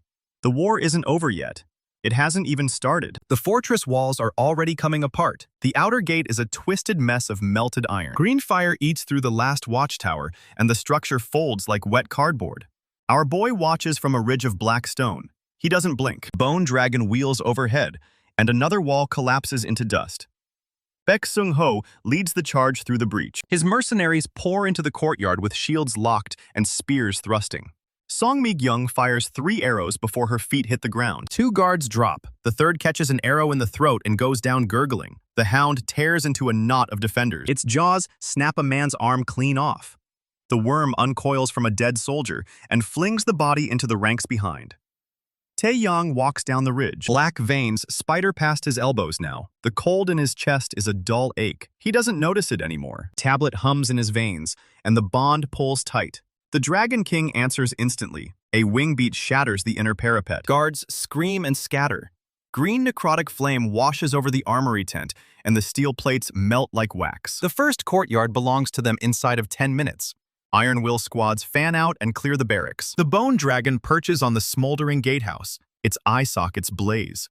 Tae-yang steps over a dead supply officer. The man's chest is still smoking. He doesn't look down. Baek shouts orders from the gate. The second wall is higher, thicker stone and layered with mana wards. The Dragon King lunges at it, and the wards flare white. For a moment, the entire wall glows like a sun. Then the light cracks. The dragon's tail hammers through the weakened stone, and the second gatehouse collapses. Iron Will pours through the gap. That's when the sky changes. 1 second it's dawn, gray, and cold. The next second, every trace of light vanishes. The sun is just gone. A purple fissure rips open above the fortress. It stretches from horizon to horizon. The noise that comes out of it is not a roar. It's a pressure, a weight that drives every man to his knees. Baek hits the ground. Song Mi-kyung drops her bow and clutches her head. Even the bone dragon stumbles. Its wings flatten. The hound whines and presses its skull into the dirt. Only Tae-yang stays on his feet. Tablet in his veins catches the pressure and swallows it, but his heart still stutters. A head emerges from the fissure. It's the size of a warship, scales the color of old blood and dead stars, eyes like twin furnaces. It's not fully formed. The neck fades into a shimmer of half-solid shadow, but the head is real. The head is here. The primordial dragon opens its jaws. Moon stands on the highest tower, both arms raised. A staff of black crystal floats in front of him. The shard's absence hasn't stopped him. It's just made him angry and desperate. The ritual was supposed to take another week. Now he's rushing it. Half a dragon is still a dragon. The beast breathes. A cone of orange and violet flame screams across the courtyard. The bone dragon tries to shield the mercenaries. Its wings spreads wide. The membrane catches fire instantly. The flame is not necrotic. It's the real thing. The heat is physical and absolute. 12 Iron Will soldiers vaporize before they can scream. The hound vanishes in the blast. Its bones scatter like dry twigs. The wyrm snaps in half. The bone dragon rears back shrieking. One wing is half gone. The other is melted to the spine. It crashes into the outer wall and doesn't get up. Tae-yang watches his army burn. His face stays flat. His green eyes don't flicker. Tablet has taken the fear and left him with nothing but cold arithmetic. He needs to get inside the tower. He needs to reach Moon. He stands in the middle of the courtyard while the fire swirls around him. A squad of Crimson Fang elites drops from the tower rampart. 8 men in black plate armor. spears crackling with raw mana. They surround him in a heartbeat. The captain levels his spear at Tae-yang's throat. The voice comes out muffled behind a full helm. He says the guildmaster wants him alive. Our boy tilts his head. The spear tip is an inch from his neck. He could kill all of them. The Dragon King is down but not dead. The tablet still has power. One pulse of necromantic force, and these men would be meat. He doesn't do it. He thinks about the tower. He thinks about how many doors stand between him and Moon. He thinks about the primordial dragon's head hanging over the fortress like a guillotine. He thinks about how long it'll take to fight his way up. Too long. He drops his hands. The captain hesitates. Tae-yang tells him to take him to Moon now. Before the half-formed beast levels the entire compound, the captain doesn't ask twice. A spear butt cracks into the back of his skull. Tae-yang's knees buckle. He lets them buckle. Two guards haul him up by the arms. The black veins on his wrists pulse against their gauntlets. One guard flinches. The other tightens his grip and drags him toward the tower gate. Beck watches from the breach. He's on his feet now. His ears are ringing. Half his men are ash. Song Mi-gyung grabs his arm and points. She says the necromancer just surrendered. Beck stares at the retreating squad. He sees Tae-yang's head loll. He sees the guards haul him inside the inner tower. He sees the massive iron doors slam shut. He doesn't understand. Then he does. The boy is getting himself inside, sacrificing himself to close the distance. Beck's jaw tightens. He wants to charge the door, but the primordial dragon's head turns. His furnace eyes sweep across the courtyard. The breath reignites in its throat. Song screams at him to give the order. He gives it. Full retreat. Every surviving Iron Will soldier pulls back through the breach. The bone dragon stirs. It tries to follow Tae-yang. The bond yanks at its ribs. But another command comes down the tether. Stay. Protect the retreat. Dragon King drags its ruined body across the stones and spreads one working wing over the fleeing mercenaries. The primordial dragon breathes again. The wing disintegrates, but the men behind it live. Beck carries two wounded through the outer gate. He doesn't look back. Inside the tower Tae-yang comes to, he's being dragged up a spiral stairwell. Stone groans under the weight of the ritual. The shard in his belt pouch pulses hot against his hip. The guards don't notice. They're too busy climbing. He lets his head hang. The stairs wind higher. Through the arrow slits, he sees the purple fissure widening. The dragon's neck is forming. More of the beast is pushing through. He counts the remaining time. The guards throw him onto a floor of polished obsidian. The ritual chamber is a wide, circular platform at the top of the tower. Runes burn into every surface. Moon stands at the center. Crystal staff floats with the shard's absence screaming from its core. Moon turns. His face is thinner than Tae-yang remembers. The staff has been feeding on him too. He smiles down at the boy. He says he knew the necromancer would come. He says he felt the shard's removal like a knife in his ribs. He says he accelerated the ritual just for this moment. Tae-yang pushes himself up onto his knees. His blackened hands press flat against the obsidian floor. He lifts his head. The green eyes meet Moon's. There's no fear in them, no anger, no nothing. Moon's smile wavers. He asks if the boy honestly thinks he can stop the summoning now. Tae-yang doesn't answer. He's already measuring the distance. 15 feet, one summon. The Dragon King is too far and too broken. The tablet pulses. He can feel the half-formed dragon outside. Its mind is chaos. Rage and hunger and 1,000 shattered instincts. It doesn't know friend from enemy. Moon is barely controlling it. If the binding breaks, the beast will destroy everything. He doesn't need to stop the summoning. He just needs to get close enough to bind it. That's why he's on his knees. That's why he let them capture him. That's why he didn't fight. Moon leans down. He asks if the boy has any last words. Our boy looks up. He says Moon should have kept the shard. Then the tablet detonates in his veins. Green-black light rips through Shin Tae-yang's chest. Every vein in his body turns to a glowing map. Moon takes a step back. His smile stays, but his eyes are different now. The tablet in the boy's blood doesn't just burn. It screams. Tae-yang's back arches off the obsidian floor. The chains on his wrists glow white-hot and fall away. Moon leans on his crystal staff. He asks if the boy thinks a light show changes anything. He says he's known about the necromancer bloodline for years. He tells the kid his father was the same forbidden magic, the same slow rot. Moon says he killed the man himself. He whispers it like a gift. He says he shoved a mana spear through his heart in front of a crowd. He says he made sure the boy watched. Tae-yang's eyes snap open. The green in them is not flame. It's a void. He sees the memory now. The tablet didn't just take his first kill. It buried his father's face too. Now Moon's voice cracks the seal. The memory floods back. A dusty plaza. A man in chains.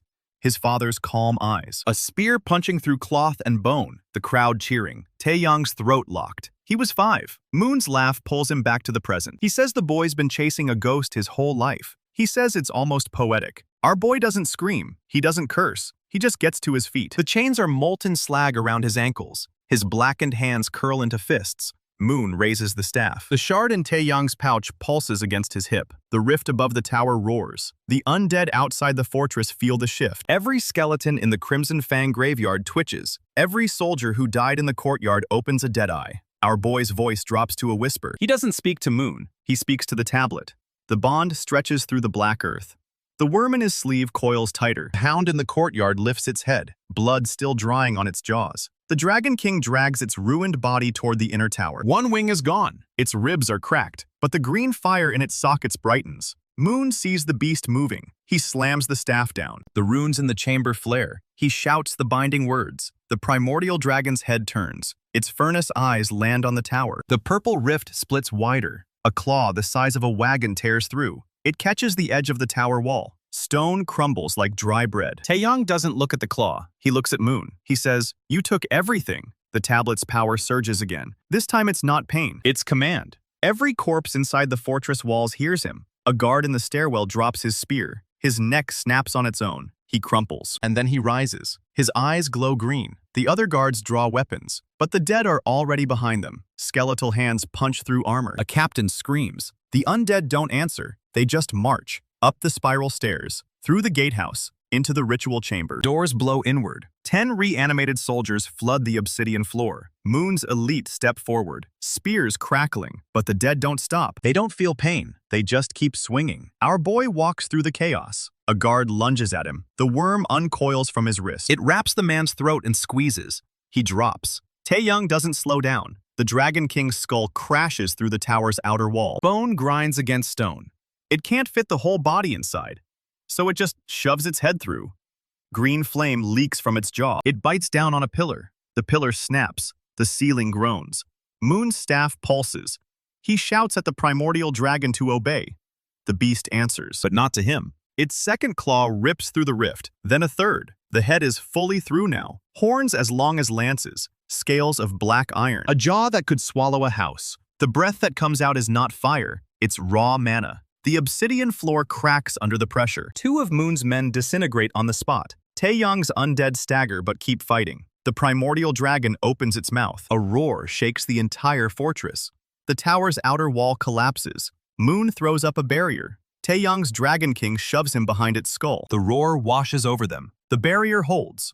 Barely. Moon's nose is bleeding. He's spitting blood, but he's still standing. His eyes meet Tae-yang's. They both know the same truth. The binding is gone. The primordial beast is free, and it's furious.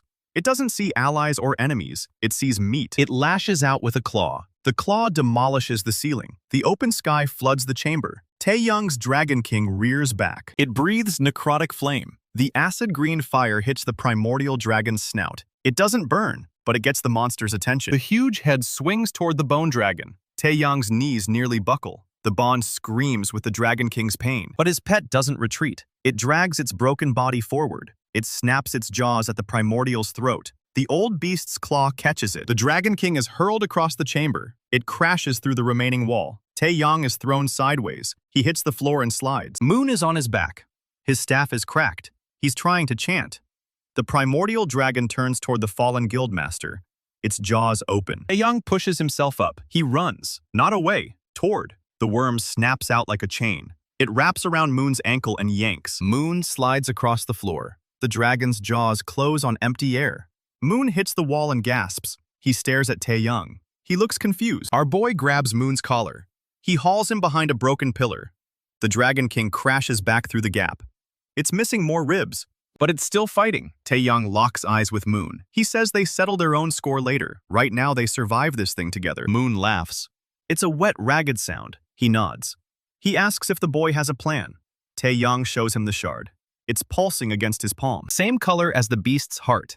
Moon's face goes pale. He understands. He says it's insane. Our boy's eyes don't waver. He says he's going to ride it. He needs Moon's barrier to get close. Moon spits more blood. He asks how close. Tae-yang tells him point blank. The ceiling collapses completely. The primordial dragon's full body is now visible. Wings unfold. A tail sweeps the outer courtyard. Screams rise from both sides. Everyone is just trying to stay alive. Moon slams his staff down. A new barrier forms, a dome of golden light. It covers them both. The dragon's breath hits it. The barrier cracks but holds. Moon's arm is shaking. He screams at Tae-yang to move. Our boy runs. The Dragon King charges parallel. Together, they close the distance. The beast notices. Its head lowers. The golden barrier shatters. Moon collapses. Tae-yang jumps. Not up. He jumps onto the Dragon King's skull. The bone dragon launches him. Tae-yang sails through the air. The shard is in his hand. The primordial dragon's neck is right there. He swings with every ounce of strength. The shard strikes between two scales. It sinks deep. The beast roars. It bucks. Tae-yang hangs on. The green in his veins pulses with the shard. He can feel the beast's mind. It's not rage anymore. It's terror. He doesn't let go. He channels the tablet's power through the shard. The bond snaps into place. Not a full binding, just a hook. Just enough to not be eaten. The dragon's movements slow. It's still wild, but it's not attacking him. It's just confused. Tae-yang slides down its neck. He lands on the broken tower floor. His legs give out. The primordial dragon circles overhead. Its shadow swallows the fortress. Moon is on his knees. He's staring at the sky. He asks what the boy just did. Our boy wipes black blood from his mouth. He says he bought them 10 minutes, maybe less. Moon asks what happens after 10 minutes. Tae-yang looks at the circling beast, then at the hole where the shard used to be. The hook is already fraying. He says they use the time to kill each other properly. Moon actually laughs, a real one. He says the boy really is his father's son. The primordial dragon screams again. Its flight path tightens. It's hunting, and it's coming back. The primordial dragon folds its wings and dives. Its shadow swallows the broken tower. Moon Jae-sung drags himself upright with the cracked staff. His nose is still dripping blood, and his left arm hangs useless. The beast's claws tear through the upper battlements like wet paper. Stone blocks the size of wagons rain down on the courtyard. Moon's remaining elite scatter like rats from a sinking ship. 3 of them don't make it. The tail catches 2 mid-sprint and pulverizes them against the outer wall. The third man simply ceases to exist under a falling chunk of ceiling. Primordial dragon lands in the center of the ruined hall. The impact cracks the obsidian floor all the way to the foundations. It rears its head back and screams. The sound is not a roar. It is a wave of pure mana that flattens everything in a 50-foot radius. Tae-yang's undead soldiers are blown apart like dry leaves. Bones scatter across the stone. The Dragon King slams its remaining wing into the floor and anchors itself. Moon throws up a half-formed barrier with his good hand. It shatters instantly. He is hurled backward into a collapsed pillar. Blood sprays from his mouth. Tae-yang crouches behind the Dragon King's skull. The worm tightens around his wrist until the bones creak. The scream finally stops. The silence that follows is worse. Tae-yang looks across the wreckage. Moon is pinned under a fallen beam. His legs are trapped. His staff lies 10 feet away, snapped clean in two. Dragon heart crystal embedded in its head flickers once. Then it goes dark. Moon's power source is gone. He is just a broken man under a rock. The primordial dragon turns its head toward him. Its nostrils flare. It can smell the old magic on him, the failed binding, the stolen heart. The creature's eyes narrow. Tae-yang sees the moment it decides Moon is prey. He doesn't think, he just moves. The worm snaps out and catches a fallen spear. Tae-yang hurls it at the dragon's eye. The weapon doesn't penetrate. It doesn't even scratch the scale, but it makes the beast blink. The huge head swings toward Tae-yang instead. Our boy stands in the open with his arms spread wide. He basically tells the beast to come get him. The primordial dragon opens its jaws. Tae-yang doesn't run. He waits until the last possible second, then he drops flat. The Dragon King's tail swings over him and smashes into the primordial's throat. Bone meets scale. The impact is deafening. The primordial staggers sideways. Its claw catches the edge of the rift and widens it further. Green light spills out of the portal like a wound bleeding. Tae-yang scrambles to his feet and sprints toward Moon. The worm whips backward and yanks the beam off Moon's legs. Our boy grabs the guildmaster by the collar. He hauls him up. Moon's eyes are unfocused. He asks what Tae-yang is doing. Tae-yang doesn't answer. He drags Moon toward the Dragon King. The primordial recovers. It turns and lunges. The Dragon King rears up and meets it head-on. Skull crashes against skull. The bone dragon loses more ribs but holds. Green fire pours from its sockets. The primordial screams and swings a claw. The Dragon King takes the hit on its broken wing. The wing snaps off completely. The bone dragon topples sideways. Tae-yang shoves Moon behind the altar block. He turns back to the fight. The primordial looms over the fallen Dragon King. Its jaws open wide. Tae-yang raises his hand. The shard is still embedded in the beast's neck. He channels the tablet's power through the temporary hook. The primordial freezes. Its jaws hover inches from the Dragon King's skull. Tae-yang's arm shakes violently. The hook is fraying faster now. He has maybe 2 minutes left. He screams at the Dragon King to move. The bone dragon drags itself backward with its remaining claws. The primordial shudders. Its head twitches to the side. The hook is not control. It is just a suggestion, and the beast is starting to ignore it. Tae-yang's nose starts bleeding. Black blood drips down his lip. He feels the tablet pulse in his veins. The power surges. The hook tightens for 1 more second. 1 more precious second. The Dragon King clears the beast's reach. Tae-yang drops his hand. The hook snaps.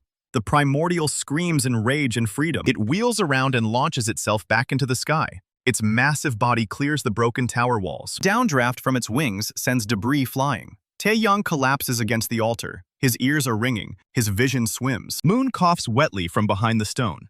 He says the boy just saved his life. Twice now. He asks why. Tae-yang wipes the black blood from his mouth. He says the guildmaster doesn't get to die to a mindless beast. He dies by Tae-yang's hand. That is the deal. Moon laughs. It is a broken, bloody sound. He says the boy really is insane. Tae-yang doesn't smile, because the tablet is glowing again. Light is not only in his veins now, it is leaking out of his skin.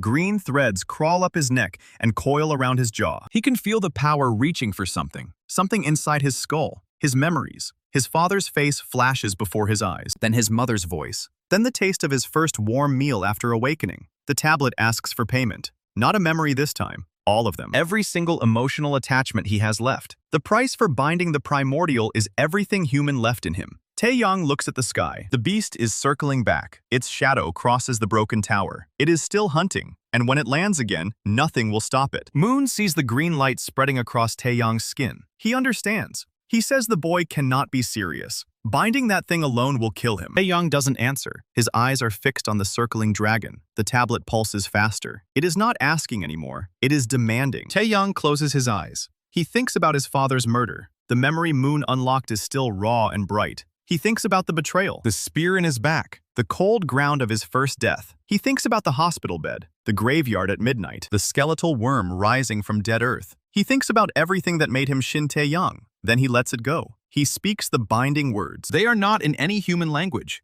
They pour out of his throat like black smoke. The tablet burns white hot in his veins. Tae-yang's body arches off the ground. His mouth opens in a silent scream. His father's face fades. The sound of his mother's laugh goes next. The warmth of his first friend's hand disappears. The taste of his favorite food is gone. The smell of rain on the hospital roof vanishes. Every single thing that made him a person is stripped away, one by one, methodically, completely. The process takes 3 seconds. It feels like 3 lifetimes. Tae-yang's eyes snap open. They are no longer human. They glow solid green with no pupil and no white. Just endless emerald light. The black veins recede from his skin. The decay stops spreading. But something else is gone too. The tightness in his chest when he thinks about Moon's betrayal. The rage that drove him through every fight. The grief that fueled his necromancy. All of it. Empty. He stands up. His movements are smooth and mechanical.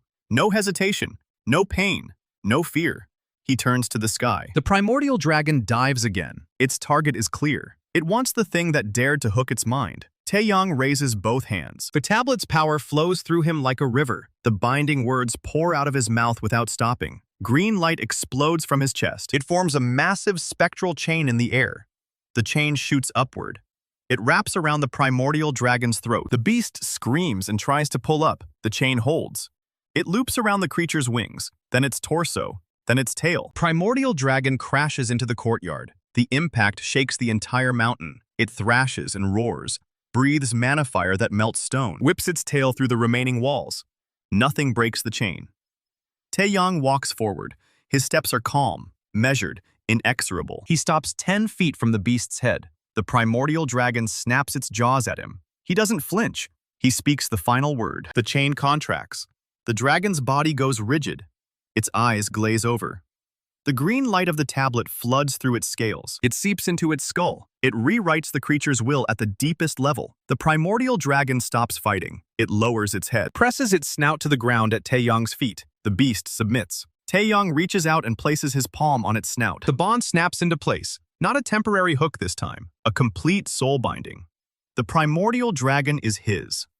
Moon stares from behind the altar. His face is white. He whispers that it is impossible. Nobody has ever bound a primordial. Tae-yang turns to look at him. There is no triumph in his expression. No anger, no satisfaction. Just cold, empty regard. He says Moon's name. It is not a threat. It is not a promise of revenge. It is just a fact. He tells Moon that their deal is concluded. Now the guildmaster dies. Moon tries to push himself up. His legs are shattered and his mana is gone. He cannot even stand. He asks if Tae-yang feels anything. After everything, after the binding, after the cost, does he even feel hate anymore? Tae-yang considers the question. He searches inside himself for the burning rage that has driven him since the hospital bed. It is not there. None of it is. He tells Moon the truth. He feels nothing. He raises his hand. The primordial dragon rises behind him. Its shadow swallows Moon completely. The guildmaster looks up at the beast, then at Tae-yang. He laughs one last time. He says the boy finally became what Moon always wanted to be. A monster with no attachments, no weaknesses, no humanity. He asks if it was worth it. Tae-yang doesn't answer. He lowers his hand. The primordial dragon's claw comes down. It is fast. It is final. Moon Jae-sung is crushed before he can make another sound. The leader of the Crimson Fang is dead. Tae-yang watches the body for a moment. The blood pools on the broken obsidian. His betrayer is gone. The man who killed his father is gone. And Tae-yang feels nothing. No relief, no satisfaction, no closure. Just the cold hum of the tablet in his veins. He turns away from the corpse. The Dragon King limps to his side. Its body is shattered, but its green eyes still burn. The worm coils up his arm and settles around his neck. The hound emerges from a collapsed tunnel and shakes debris off its spine. Tae-yang surveys the ruined fortress. Crimson Fang's stronghold is a graveyard. Moon's elite are all dead. The remaining soldiers have fled into the Badlands. The Iron Will mercenaries are watching from the ridge. Baek Sung-ho stands at the edge of the destruction. His face is unreadable. Song Mi-kyung is beside him. Her bow is lowered. Her mouth is slightly open. They saw the binding. They saw Moon die. They saw what Tae-yang has become. Tae-yang meets Baek's eyes across the distance. He gives a single nod. No words. No celebration. The alliance held. Moon is dead. That is all that matters. Baek doesn't nod back. He doesn't smile. He just stares. Tae-yang climbs onto the primordial dragon's skull. The Dragon King takes position at his left. The worm and hound settle in place. The primordial spreads its wings. The downdraft sends dust and debris flying in all directions. The beast launches into the sky. The ruined fortress shrinks below. The rift that Moon opened is still gaping in the courtyard. Green light still spills from it. It is not closing. Tae-yang looks down at the wound in the world. The tablet pulses once. It tells him what the rift is. Not a portal, a door. And something on the other side just noticed it is open. The primordial dragon's wings beat once. The ruined fortress disappears behind them in seconds. Tae-yang sits motionless on the creature's skull. His green eyes stare straight ahead at nothing. The wind tears at his clothes, but he doesn't adjust them. He doesn't blink. He doesn't shift his weight. The worm coils tighter around his neck, and he doesn't notice. The hound whines once from the Dragon King's back, and he doesn't hear it. Our boy is gone. What's left is something else. The Badlands unroll below like a dead carpet. Canyons and salt flats and the bones of old monsters. The primordial dragon flies north without being told. Tae-yang gave it no command. The bond just pulled, and the beast obeyed. The tablet's hum is a constant cold vibration in his veins. He looks down at his hands. The skin is black to the wrist now. Cracks run up his forearms like dried riverbeds. Green light leaks through the fissures. He flexes his fingers. They move. That's all he needs to know. He lowers his hands and goes back to staring at nothing. The Dragon King flies at his left. Its body is a wreck. Half its ribs are gone. One wing is a jagged stump. The green fire in its sockets gutters like a candle in a storm. But it stays airborne. Worm is curled around Tae-yang's throat like a collar. The hound lies flat on the Dragon King's spine with its skull between its paws. 3 undead and their master. 4 things that should not exist. Flying over a wasteland that wants them dead. The sun sets ahead of them. Tae-yang watches it without seeing it. The colors mean nothing to him now. The tablet took the part of him that found sunsets beautiful. It took the part that remembered his mother humming while she cooked. It took his father's face, his first crush. The sound of rain on the orphanage roof. All of it is gone. There is only the mission. Only the next step. He turns his head toward the Dragon King. His neck moves like a rusted hinge. He speaks one word. The Dragon King's head swivels toward him. It waits. Tae-yang says they need to find somewhere to land. The Dragon King scans the terrain below, and its skull dips toward a canyon 3 miles east. Tae-yang doesn't question it. He just pulls on the bond, and the primordial shifts course. They land in the canyon as the last light dies. The walls are red stone shot through with black veins. The floor is dry riverbed. Nothing lives here. Nothing has lived here for a very long time. The primordial folds its wings and settles like a mountain deciding to rest. The Dragon King limps to a halt beside it. The hound jumps down and circles the perimeter. The worm uncoils from Tae-yang's neck and drops to the ground. He slides off the primordial skull. His boots hit the cracked earth. He doesn't stagger. He doesn't feel the impact. He walks to the canyon wall and sits with his back against the stone. The cold doesn't bother him. The hard rock doesn't bother him. Nothing bothers him. He closes his eyes. He doesn't sleep. He just stops moving. Tablet keeps humming. The rift stays open. 50 miles south of the canyon, the green wound in the world pulses. It is still gaping in the courtyard of the ruined fortress. The Iron Will mercenaries are still on the ridge. Baek Sum-ho hasn't moved. Song Mi-gyung is still beside him. Her bow is still lowered. Her mouth is still open. She finally closes it.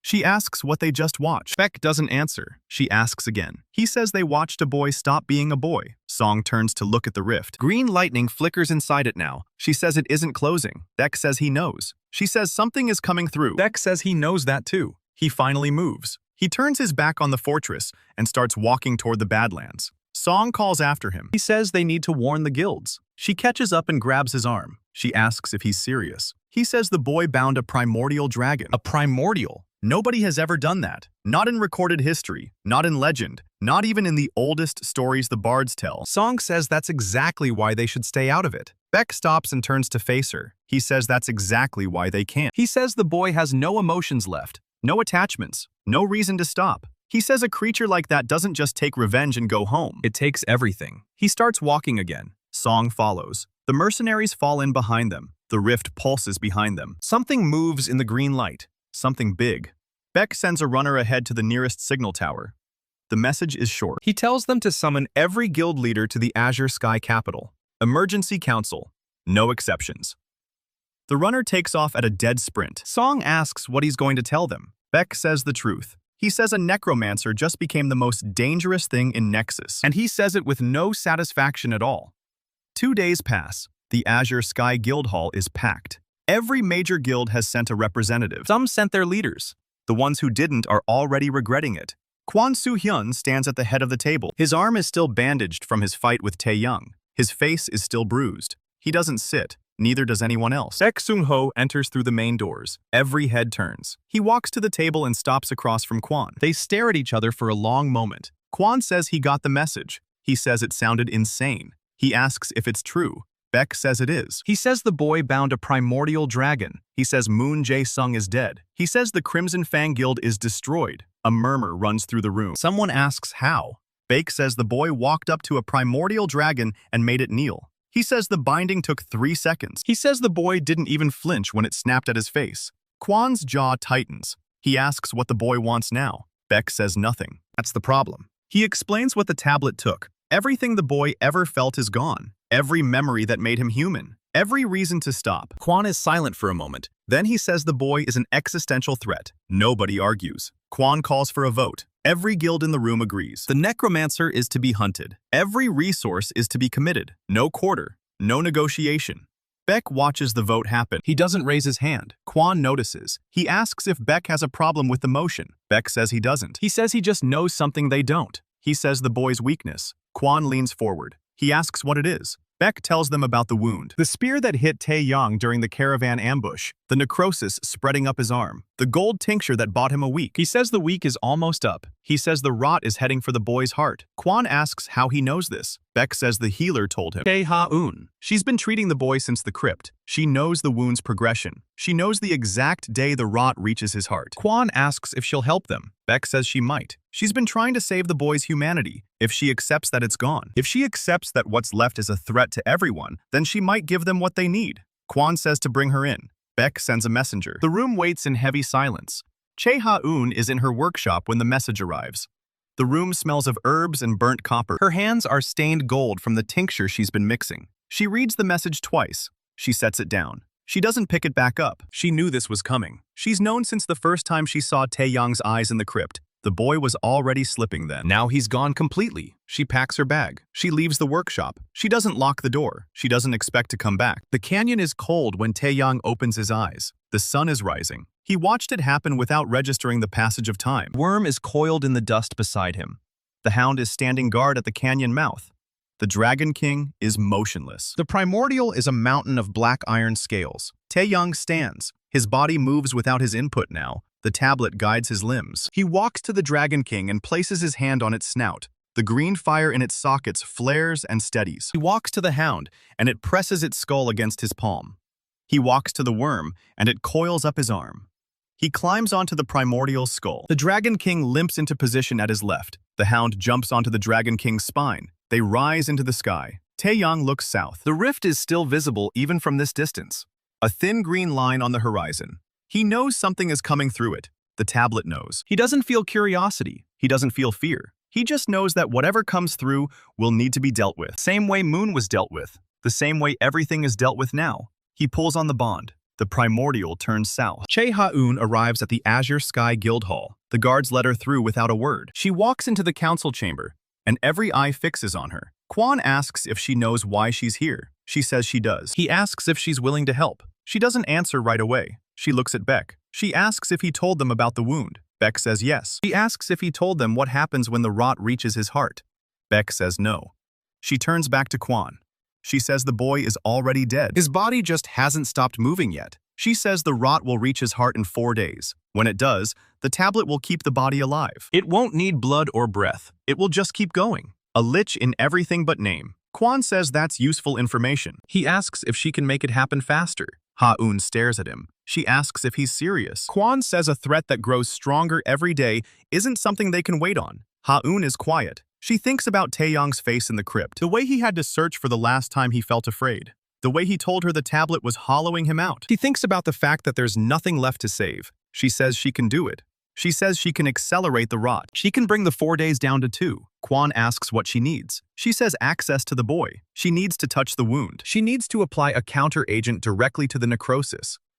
Kwon says that means getting close to a primordial dragon.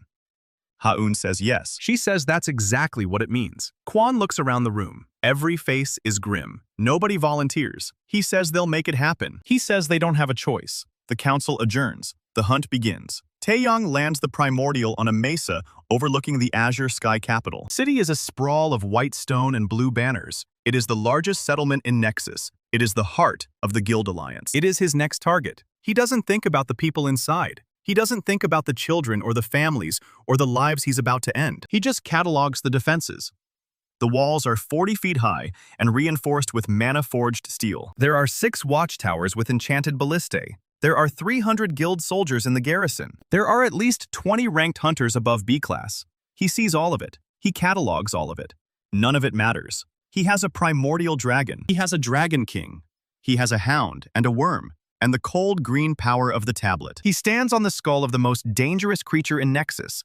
The wind whips his blackened hands and cracked skin and glowing eyes. He looks down at the city. He speaks one sentence. His voice is flat, dead, inevitable. He says Nexus is his now. He says they just don't know it yet. The primordial dragon spreads its wings. The shadow falls across the mesa, across the Badlands, across the white city below. The hunt is on. But he's the one doing the hunting. The undead army moves at dawn. It doesn't march so much as it spreads. A gray stain across the Badlands. Skeletons raised from every battlefield between the fortress and the capital. Hundreds of them. Then thousands.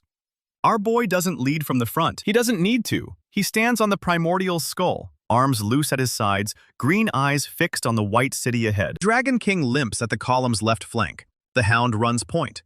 The wyrm coils around his neck like a second spine. He feels nothing. The tablet hums in his veins. The bond pulls, and the dead walk faster. Azure Sky's watchtowers spot the dust cloud an hour out. Horns blow. The gates slam shut. Civilians flood the streets in panic. Merchants abandon their stalls. Mothers grab children and run for the temple district. The garrison mobilizes. 300 soldiers line the walls. Ballistae crank back. Mages charge the mana-forged steel with crackling blue lightning. Kwon Soo-hyun stands on the main gatehouse. He watches the cloud grow. His hand rests on the hilt of the dagger at his belt. The God Killer, brought out of the Azure Sky Vault for the first time in 200 years. Forged from the tooth of the last primordial dragon ever killed in Nexus. It carries one property. One single, devastating property. It severs bonds. Any bond. Mana contracts, soul pacts, blood oaths. One cut and the connection is gone. Kwan's jaw is set. He remembers the fortress. He remembers the boy who spared him. He remembers the cold look in those eyes, like something already dead. He doesn't regret what he's about to do. He regrets that it's necessary. The army reaches the outer fields. Tae-yang raises one blackened hand. The column stops. A perfect halt. Thousands of skeletons stand motionless in the dry grass. The silence is worse than the marching. Kwan calls down to the gate. His voice carries across the wall. He asks if the necromancer wants to parley. Tae-yang doesn't answer. He just tilts his head. The gesture is mechanical. Wrong. Like a puppet deciding which string to pull next. Then the primordial dragon roars. Sound hits the city like a physical wall. Windows shatter for 3 blocks. 3 soldiers on the wall drop their weapons and run. Nobody stops them. Nobody blames them. The first volley of ballista bolts launches. Enchanted steel tips, each one carrying enough kinetic force to punch through a drake's hide. 6 bolts streak toward the primordial. The dragon banks left. 3 miss. 2 glance off its iron scales, leaving shallow grooves. 1 embeds in its shoulder. The beast doesn't slow. Tae-yang points at the wall. The dead charge. Skeletons hit the mana-forged stone like a wave against a cliff. The first rank crushes itself against the reinforcement magic, bones shattering on contact. The second rank climbs over them. Then the third. Then the fourth. A ramp of broken bone rises against the wall. The mages on the battlements pour lightning down. It arcs through the skeletons, blasting dozens apart. But for every 10 that fall, 20 more claw forward. Tae-yang's army isn't fighting to win. It's fighting to consume. To bury the defenders in calcium and spite, the primordial dragon reaches the wall. It doesn't breathe mana fire. It doesn't need to. It just slams its full weight into the gatehouse. 40 feet of reinforced stone and mana-forged steel buckles like tin. The gate splinters inward. The left watchtower shears off its base and topples into the street below. 20 soldiers die before they hit the ground. Kwan is already moving. He jumps from the collapsing gatehouse to a nearby rooftop. His enhancement magic flares. B-class hunter speed. He clears 3 buildings in as many seconds, eyes locked on the dragon's skull, on the boy standing there. The godkiller is in his hand now. The blade drinks sunlight and gives back nothing, a void in the shape of a dagger. Che Ha-hoon watches from the temple district's bell tower. She sees the gate fall. She sees the dead pour through. She sees Kwan's trajectory. She knows exactly where he's going. Her bag is packed. Counter-agent is a small glass vial against her chest, warm from body heat. 2 drops on the wound. That's all it takes. She also knows she won't reach him before Kwan does. She starts running anyway. Tae-yang sees the hunter coming. The tablet catalogs the threat. Enhanced speed. A-class potential. Unknown weapon. The blade registers as an absence. A hole in the mana currents the tablet reads. It flags the weapon as priority threat. Tae-yang doesn't feel concern. He just adjusts. The Dragon King wheels to intercept. Its broken wing throws off its balance. But the beast compensates with necrotic flame. A jet of green fire cuts across Kwan's path. Kwan doesn't stop. He plants his foot on a chimney and launches himself 40 feet straight up. The flame passes beneath him. He twists in the air. The dagger leads. Tae-yang's hand moves without his input. The tablet guides. The worm uncoils from his neck and launches itself at Kwan's face. The hunter swats it aside with his free hand. The skeleton clatters against a rooftop. Kwan lands on the primordial skull. He drives the godkiller into the dragon's brow. The blade sinks to the hilt. No resistance. No blood. It doesn't wound flesh, it wounds connection. The spectral chain that binds Tae-yang to the primordial flickers. The green light stutters. The bond frays at the edges like burning thread. The dragon shudders. Its wings seize. It drops 30 feet before catching itself, claws raking a trench through a market square. Stalls explode into splinters. Tae-yang is thrown forward. He catches himself on one of the dragon's horns. His blackened hand grips the iron scale. Cracks in his skin weep green light. Kwan holds on. He twists the dagger. The bond screams. It isn't a sound. It's a feeling. A wrongness that ripples through every dead thing on the battlefield. Thousands of skeletons falter mid-step. The Dragon King collapses, green fire guttering in its sockets. The hound keels over, legs twitching. The worm goes still where it fell. Tae-yang's eyes flicker. For 1/2 second, the green dims. Something behind it stirs. A fragment of the boy who was. Not an emotion. Too late for that. Just a reflex. A ghost of agency. He looks at Kwan. Kwan meets his eyes. Kwan says he's sorry. He says the boy deserved better than this. He says he'll make it quick. He pulls the dagger free and drives it toward Tae-yang's chest. The blade stops an inch from the necrotic wound. Green threads wrap Kwan's wrist. Thin as spider silk. strong as dragon tendon. The tablet's power pours out of Tae-yang's veins, through the air, into the hunter's arm. Kwan's hand won't move. He strains. His muscles bulge. The dagger trembles. It doesn't advance. Tae-yang speaks. His voice is flat, dead. He says the bond isn't the only thing the tablet can control. He says it can control anything with a pulse. The green threads spread, up Kwan's arm, across his chest, into his neck. The hunter seizes. His heart skips. The threads don't kill him. They just take over the rhythm. The tablet learns his heartbeat, replicates it, replaces it. Kwan's grip loosens. The god-killer clatters onto the dragon's skull. Tae-yang picks it up. He examines it without curiosity. He catalogs its properties. It's useful. He doesn't thank Kwan for bringing it to him. He doesn't say anything at all. He releases the hunter. Kwan drops. He falls 60 feet and crashes through a canvas awning, hits cobblestone, and doesn't get up. The bond stabilizes. The tablet pours power back into the connection. The frayed edges re-knit. The primordial dragon shudders once, then steadies. The Dragon King's eyes reignite. The hound scrambles upright. The skeletons resume their advance. The wyrm coils back toward its master. Battle is 10 minutes old, and the city is already lost. Chae-ha-eun reaches the market square as the dragon lands. She's sprinted half a mile through collapsing streets. Her robes are torn at the hem. Her hands are shaking. The vial is still against her chest. She can see Tae-yang on the dragon's skull. She can see the god-killer in his hand. She knows what it means. She also knows her window is closing. The rot in his chest has maybe 2 hours left, maybe less. If she doesn't apply the counter-agent now, the tablet keeps the body forever. A lich. A true lich. Unkillable by any means short of total disintegration. She shouts his name. Tae-yang's head turns. The motion is too smooth, too precise. His green eyes find her in the chaos. He catalogs her. The healer, the one who bought him a week, the one who's now trying to kill him. He marks her as a threat and turns away. She screams at him to wait. She says she can help. She says she knows what the tablet is doing to him. She says there's still a way back. It's a lie. She knows it's a lie. There is no way back. The tablet took everything. His father's face, his mother's voice, his betrayal, his rage, his grief. Every emotional attachment is gone. What's left is a shell with a pilot light of green fire. But she needs him to believe her, just for a few seconds, just long enough to get close. Tae-yang doesn't believe her. The tablet doesn't believe anything. But it calculates that a healer with knowledge of the necrosis is worth questioning. It guides his limbs. He descends the dragon's neck. His feet touch cobblestone. He walks toward her. The city burns around them. Skeletons pour through the streets. The defenders are breaking. Entire platoons throw down their weapons and flee. The guild alliance is crumbling. The hunt is over. He stops 3 feet from her. The wyrm coils at his ankle. The god-killer hangs loose in his grip.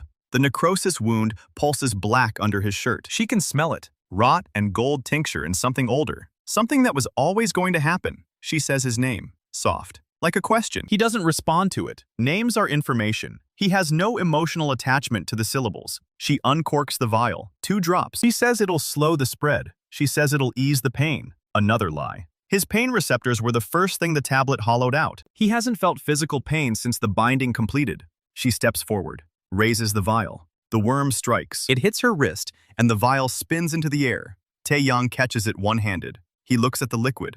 The tablet analyzes the compound. It identifies the counteragent. It identifies the acceleration property. He looks at her. His face doesn't change. There's nothing left in it to change. He says she tried to kill him. She says yes. He asks why. She says because there's nothing left of him to save. He considers this. The tablet doesn't argue. The fact is accurate. There is nothing left. The boy named Shin Tae-yang died in the fortress. What's standing here is a vehicle, a delivery mechanism for the tablet's will. He drops the vial. It shatters on the cobblestone. The counter-agent pools and steams and evaporates. He tells her to leave. He says she bought him a week once. He says this is repayment. He says if he sees her again, he will kill her. She doesn't move. She asks if he remembers her name. He doesn't answer. He turns away, walks back to the dragon, climbs onto its skull. She stands in the burning square, alone. The dead march past her. They don't touch her. Some command buried in the tablet's directive spares her. Maybe the ghost of the boy. Maybe just efficiency. He stops being useful the moment the vial breaks. The guild army breaks an hour later. Kwan is captured. Baek Sung-ho is nowhere to be found. The council chamber is empty. The white city with the blue banners is no longer azure sky. It's his. Tae-yang stands on the primordial skull in the central plaza. The dragon folds its wings. The Dragon King collapses in a heap of bone and flickering fire. The hound lies down at the fountain's base. The worm coils around his neck and goes still. The tablet pulses. A mission complete notification that isn't words so much as a wash of cold satisfaction. The bond is complete. The city is taken. Nexus's strongest guild has fallen. Tae-yang looks out over the shattered gate, the burning district, the refugees streaming out the north road toward the mountains. He feels nothing. No triumph, no regret, no hunger. The tablet has everything it needs. The body keeps moving. The heart keeps beating. The necrosis inches closer to the core. 6 hours. Maybe 8. When it reaches his heart, he won't die. He'll just stop pretending. The tablet doesn't need blood or breath. It needs will. His is gone. What remains is the tablet's. He knows what comes next. The other guilds won't accept this. There are 5 major factions left in Nexus. Each one commands armies, hunters, artifacts. The council was just the first response. It was the fastest. It was never going to be the last. The tablet calculates. 5 wars, simultaneous or sequential. The undead army can replenish from every battlefield. Every dead enemy is a new recruit. The primordial dragon can raise a capital in an afternoon. The Dragon King can be rebuilt. The God Killer is a tool for severing enemy bonds. The worm is small and fast and perfect for assassination. The hound tracks survivors. There is no scenario in which he loses. There is no scenario in which he stops. He looks south. The rift is still visible. A green wound on the horizon. The thing on the other side is still watching. It still hasn't come through. The tablet doesn't know what it's waiting for. It catalogs the uncertainty.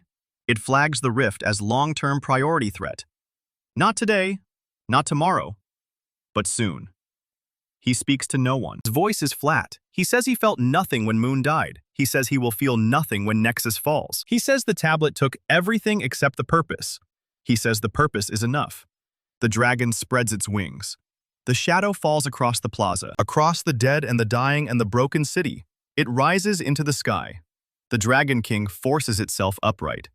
The hound climbs onto its spine. The worm tightens around his neck. They follow. Azure sky burns behind them. The next capital is 3 days north. He doesn't look back. He doesn't think about the girl in the square. He doesn't think about Beck. He doesn't think about Kwan's apology or Moon's confession or his father's face.